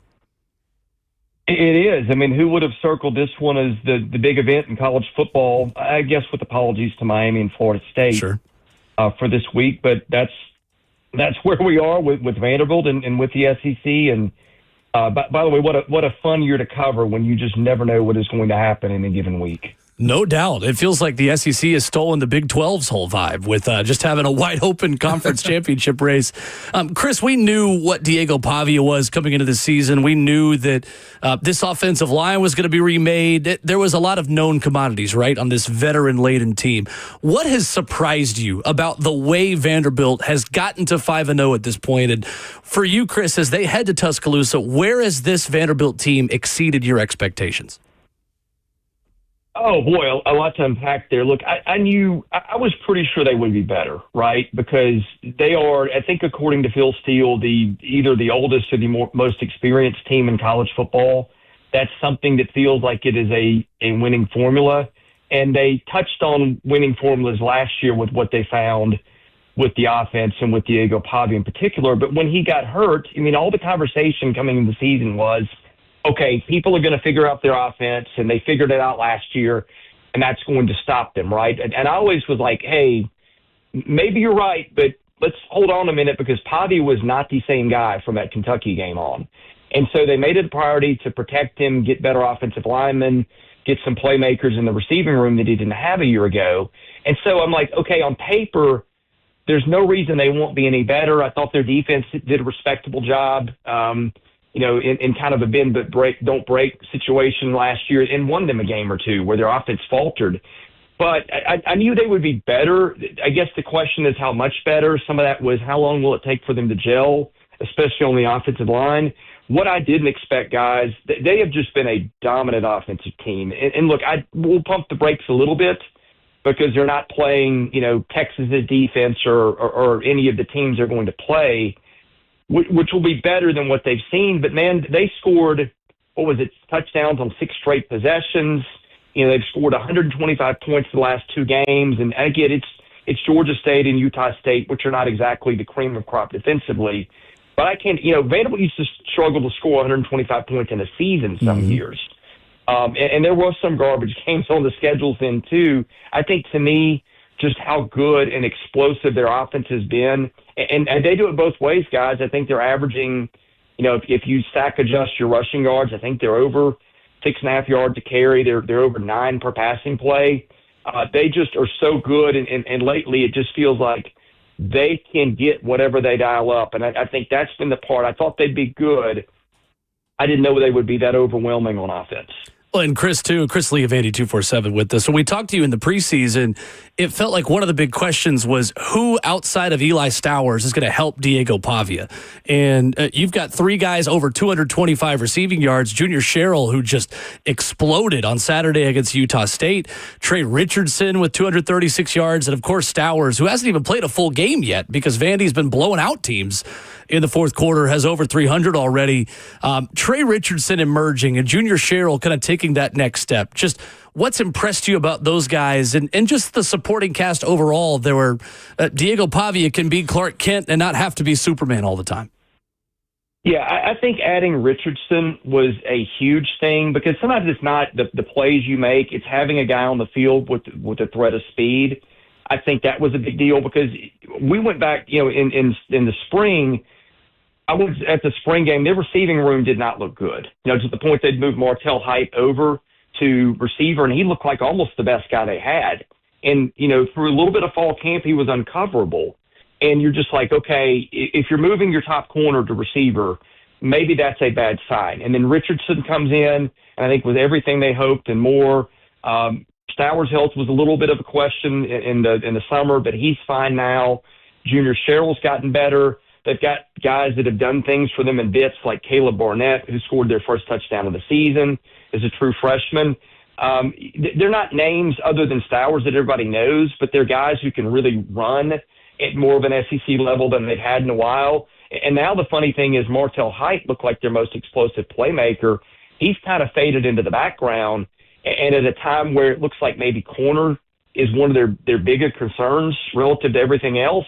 You know, Height led them in snaps at corner last year. He's only been on the field for maybe a third of the snaps at corner because of the depth there. I think maybe that's going to be an interesting dynamic. They've been so good in terms of finding playmakers that the guy they circled is one of their bigger playmakers.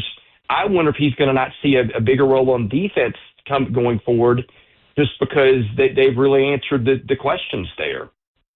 We're joined by Chris Liv, Vandy 247. Chris, like a lot of that's happened this offseason was through the portal and Vandy's ability to pull guys from other universities, like in the offensive line, Isaiah Glass, Sterling Porcher, and Jordan White, all highly rated guys out of the portal. One, what was the process of doing that? Have you had the ability to speak to Clark Lee about that? And how much has this new reworked veteran offensive line benefited Diego Pavia? Oh, it's huge. I mean, the holes that they open in the run game are just massive compared to anything they've done in recent years. That opens you up to everything else, particularly when you have speed. Look, it's not always been seamless. Glass has had a bunch of penalties and some at really bad times. It's PFF grades, what that's worth. And I'm not knocking PFF, but they don't always know. Hey, I have in the past. Like I have in the past, Chris. Like they don't understand us in the trenches. I just want to add to it. It's okay. You can do that. I've done it too. Okay. Yeah, and look, I hesitate to criticize them because they've actually tried to quantify something in a way that nobody else has, and like you got to think there's some usefulness in there. But I'm not going to be the guy to watch film and tell you. You know, I don't know what everybody's supposed to do, and their grades they turn around so quickly. You know. It feels to me like that would take a little bit of a deeper dive. And so anyway, that's not to knock PFF, but to say, you know, some of his grades have not been good there. He's gotten a lot of penalties, which has been part of it.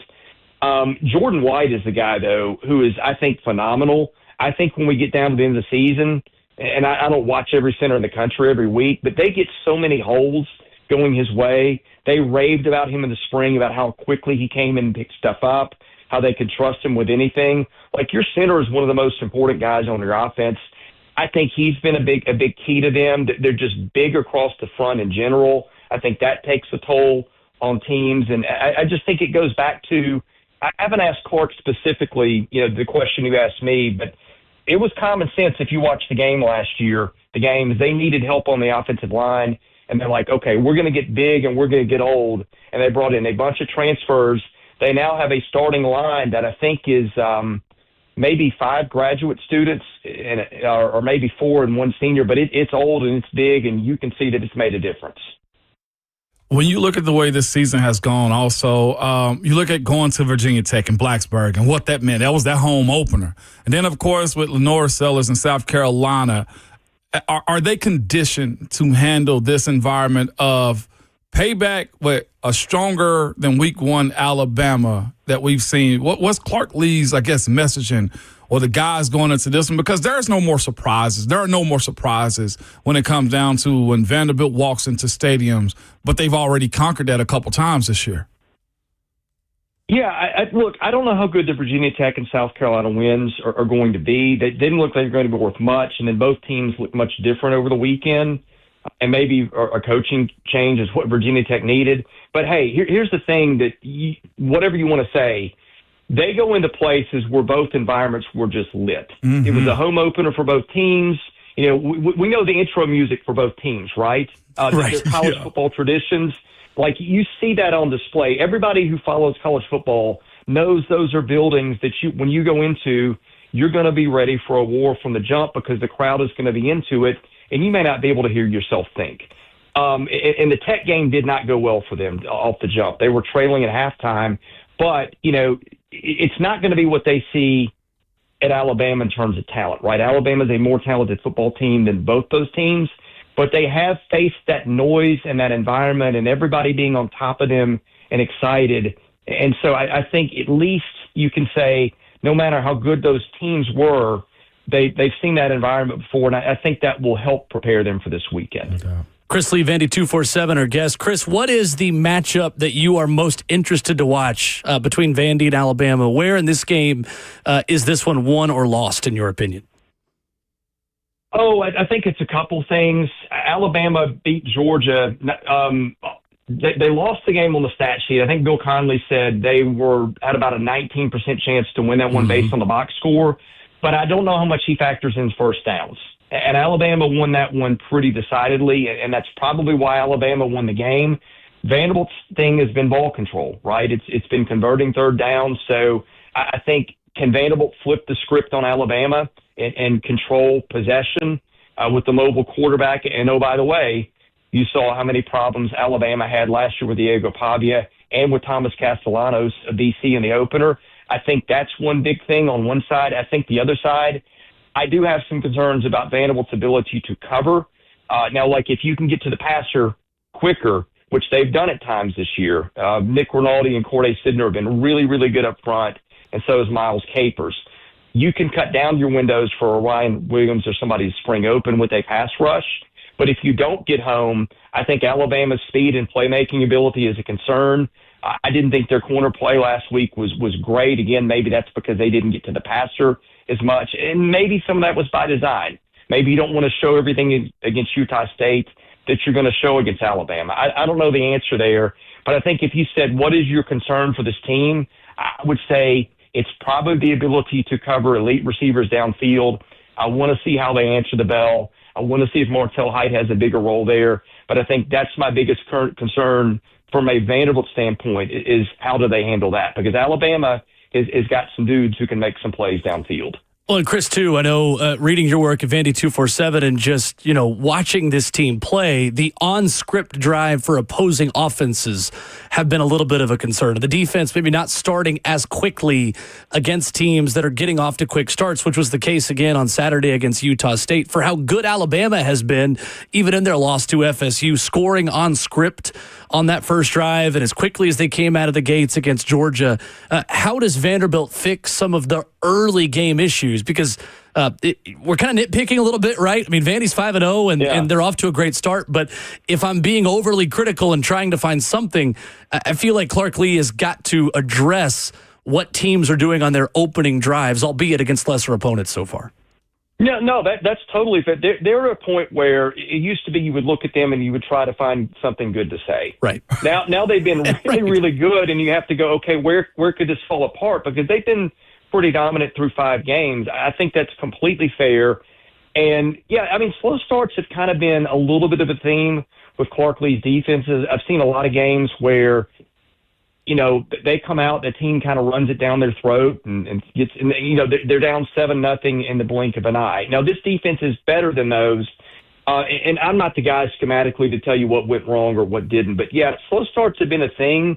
Maybe if you're Vanderbilt, you win the toss, the best thing you can do is take the ball and try to get up 7-0, which I think is what they did a year ago. And then I think they got a pick 6 on Alabama's first drive. Yeah. So I think, to me, finding a way to flip the script and get out ahead is key. And I think it's going to have to start with better execution on defense in that first drive or two.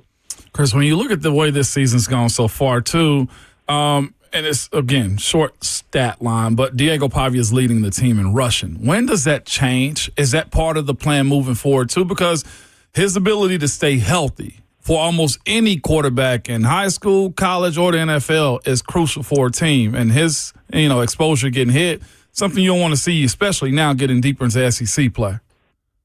Yeah, that's the million-dollar question, right? Because if he gets hurt, look, you never know. Look what happened with Ole Miss a couple of weeks ago and their quarterback change. But everything I've seen, I think the drop-off from Pavia to Blaise Berlowitz, if he got hurt, would be huge. So what you don't want is Pavia taking a bunch of hits. But I almost laughed when he used the word plan because the next part was Diego Pavia. And with Diego Pavia, I think he kind of is his own plan. Yeah. You never know where it's going to go. But look, that's what makes him great, right? That the spontaneous instincts and decision-making, I think he is as good at improvising and recognizing what to do in the moment. His scrambling has just killed teams. It feels like you get Vanderbilt in 3rd and 6, he either finds a guy open downfield quickly or he weaves his way for 10 when he needs 6 and a first down and the clock keeps moving. Yeah. So to me, you want to keep him well, and the best way to do that is get someone else to run the ball. And look, they had found some other competent guys with MK Young, with Cedric Alexander, who's better, with James L. Lassiter, who's kind of their explosive guy that nobody saw coming in spots. They have some answers there, but I think you want to kind of flip that. But at the same time, maybe getting Diego 15 carries against Alabama is also your best path to victory. So, I mean, it's a double-edged sword. You need it to beat these kind of teams, but every time you get it from him running the ball, it does put your season at risk. Yeah. He is Chris Lee covering Vanderbilt football, Vanderbilt athletics for Vandy 247, Southeastern 16. A great resource as well, talking about the entire conference. One of our favorites to have on the show every time I get to catch up with him. Chris, thank you so much for the time. Going to be a good one Saturday. Appreciate you helping us Thanks, preview. Chris. Yeah. Thanks, guys. Have a great week. Yes, sir, man. Chris Lee with us here this morning talking Vanderbilt and Alabama. Vandy can do it. I don't question it at all. I don't question it at all because, again, like I said, the ace is what Diego's going to do, as Chris said, like a plan for Diego Pavia. Yeah, okay. But he does have to be careful, especially the teeth of this matchup is huge. It's going to be physical. They got their guys back, but it ain't just this week. It's LSU, Missouri, Texas, Auburn. Like, it goes. It goes. And every team in the SEC got these problems. The crazy thing about the schedule Vanderbilt has left, and I'm serious when I say this, every game is winnable and every game is losable on Vanderbilt's schedule the rest of the season, maybe other than Kentucky. Kentucky's really not very good at all. 50 on Kentucky. I think I agree. So if there's one game that's not losable, it would be that one. But there are a lot of teams that I've got major question marks about, including Vanderbilt, that they've got to play on the rest of their schedule. To Bama this weekend, an off week. Then they host LSU. How healthy is Garrett Nussmeier for that game? We'll see. They host Missouri, who I think is the most underrated team in the conference at 19. I think they're a borderline top 10 team at this point of the season. They go to Austin. They can beat Texas. They can. I'm not going to pick it, but they can beat Texas. Auburn is a mess. Kentucky is the worst team in the conference, I think, by a wide margin. And then Tennessee, who, again, I'm not going to pick them to go to Knoxville and win, but you get a couple turnovers, Pavia breaks a couple big runs, the way Tennessee's defending on the edge right now, yeah, they can win that game. So, I mean, yeah, I don't think Vandy is a playoff team. I don't think they're in that top tier of SEC programs. I think they've got a chance to be in the second group of teams in the SEC. Teams about, 5 through 10. Yeah, I think they're squarely in that conversation right now and deserve to be. There'll be a lot of respectful conversations about Vanderbilt's ability to be in it, though. I will say that, depending on how, you said, down the stretch, however it shakes out for them, somebody's going to beat the drum for them. If they are in a Florida bowl game with an 8 or 9 win season, we are talking about Clark Lee getting that program to a better place than James Franklin ever did. Oh, my. Because I think this is more sustainable what they're doing.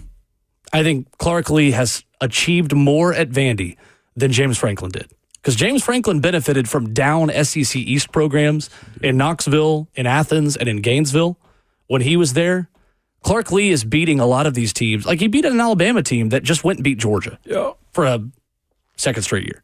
He's in the teeth of everybody's rebuild NIL. And I know they're down. They're not at the height that they were obviously under Saban, but I mean, that's the number 10 team in the country, man. So we're going to learn a lot. Ain't he going to go good Nico this offseason? Saturday at 2:30. Yeah, right.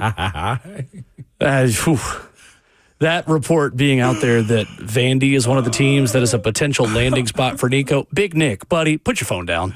Put your phone back in your pocket, Nick Iamaleava. Nobody from Vanderbilt wants Nico. You think Clark Lee and Nico Iamaleava would get along? No. Better question. You think Clark Lee and Nick Iamaleava would get along? I love the joke of it. Coming up, we'll wrap up the show. NFL headlines next.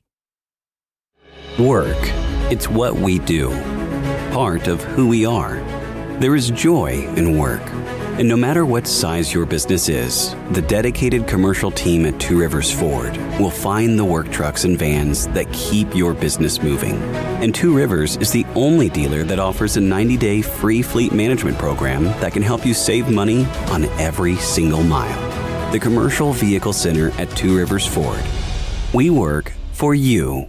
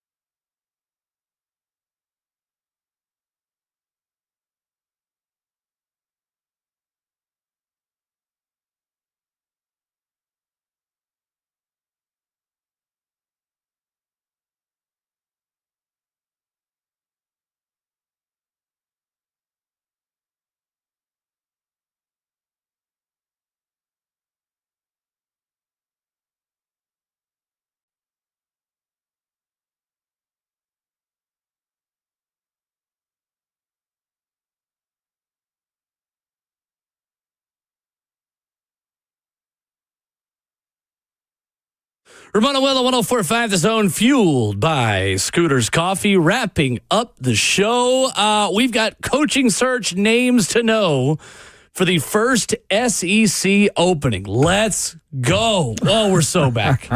We're so back. The season doesn't really start until you get a hot board, Ramon. Yeah, it is, man. We've got an Arkansas hot board from Pete Nakos of On3.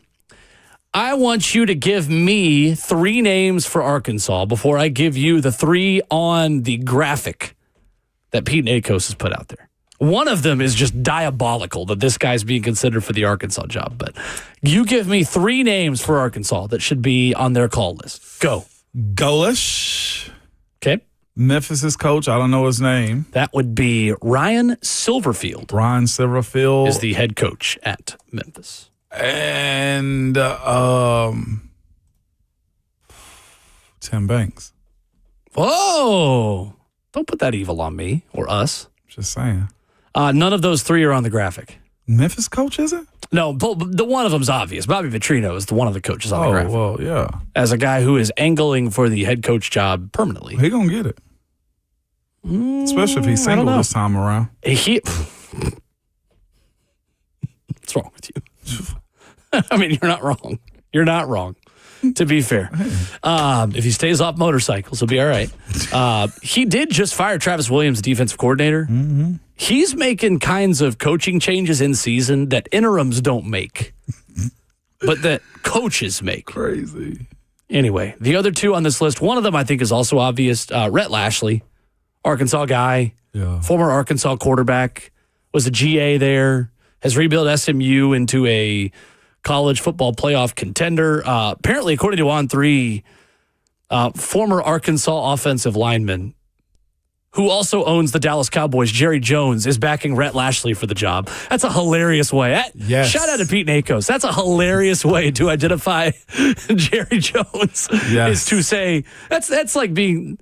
If you talk about NFL, like, Landman guest star and Dallas Cowboys owner Jerry Jones. Like, well, we should probably start with owner Jerry Jones. I'm like, yes. He's backing Lashley for the job. Let Jerry back it. Yes, let Jerry back it. That would be the white whale pick, I think, for them.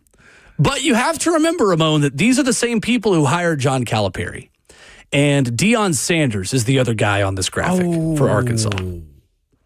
These are the same people that love themselves an expensive, big name splash hire. I didn't even think they're addicted to it at Arkansas. Prime and Calipari on the same campus? Oh Lord. That is equally as entertaining as when Lane Kiffin and Bruce Pearl were on the same campus back in 2009 in Knoxville, Tennessee. Deion's biggest issue is going to be his staff, though. Deion's biggest issue is that he doesn't have a son to play for him anymore, too. Well, because the quarterback position has not been good. No. Not been good. They got 3 losses already. They lost to BYU at home over the weekend. I think he got smacked around, too. On Monday, Pete Nakos did put out on Twitter another graphic. It did have Alex Golesh as a hot board candidate. See, I think Alex Golesh makes a ton of sense there. And then he also put out SMU head coach Rhett Lashley. That's what I just said about Lashley. I was doing something. You're good. Lashley is the best fit if he wants to leave SMU. Ramon, is SMU a worse job than Arkansas? No, SMU's built themselves up. I tend to agree with you. They got a lot of NIL, too. I think SMU is a better job than Arkansas Dallas. right now.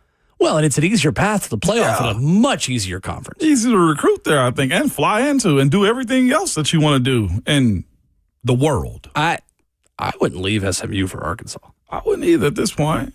No. Like, I know it's the SEC, but I know it's your home, and maybe that calls you back, but I don't know. You passing on that one. I hear your voice. You pay a little bit more money, and that ACC is wide open. Yep. That's very true, too. They got NIL. You don't have to build it up. You don't have as much pressure. We'll see. It's going to be interesting to follow. I think Golesh is a good fit there. I wonder, this is where the carousel, I'm going 2 steps ahead. If Florida fires Napier, Eli Drinkwitz goes to Florida, does Missouri go get Golesh? Because I think that would make a ton of sense as well. Ton of sense. For Pete Nakos, who's in the end like that, if Golesh was on the list on Sunday, why is he not right now? He's got his eyes on something else.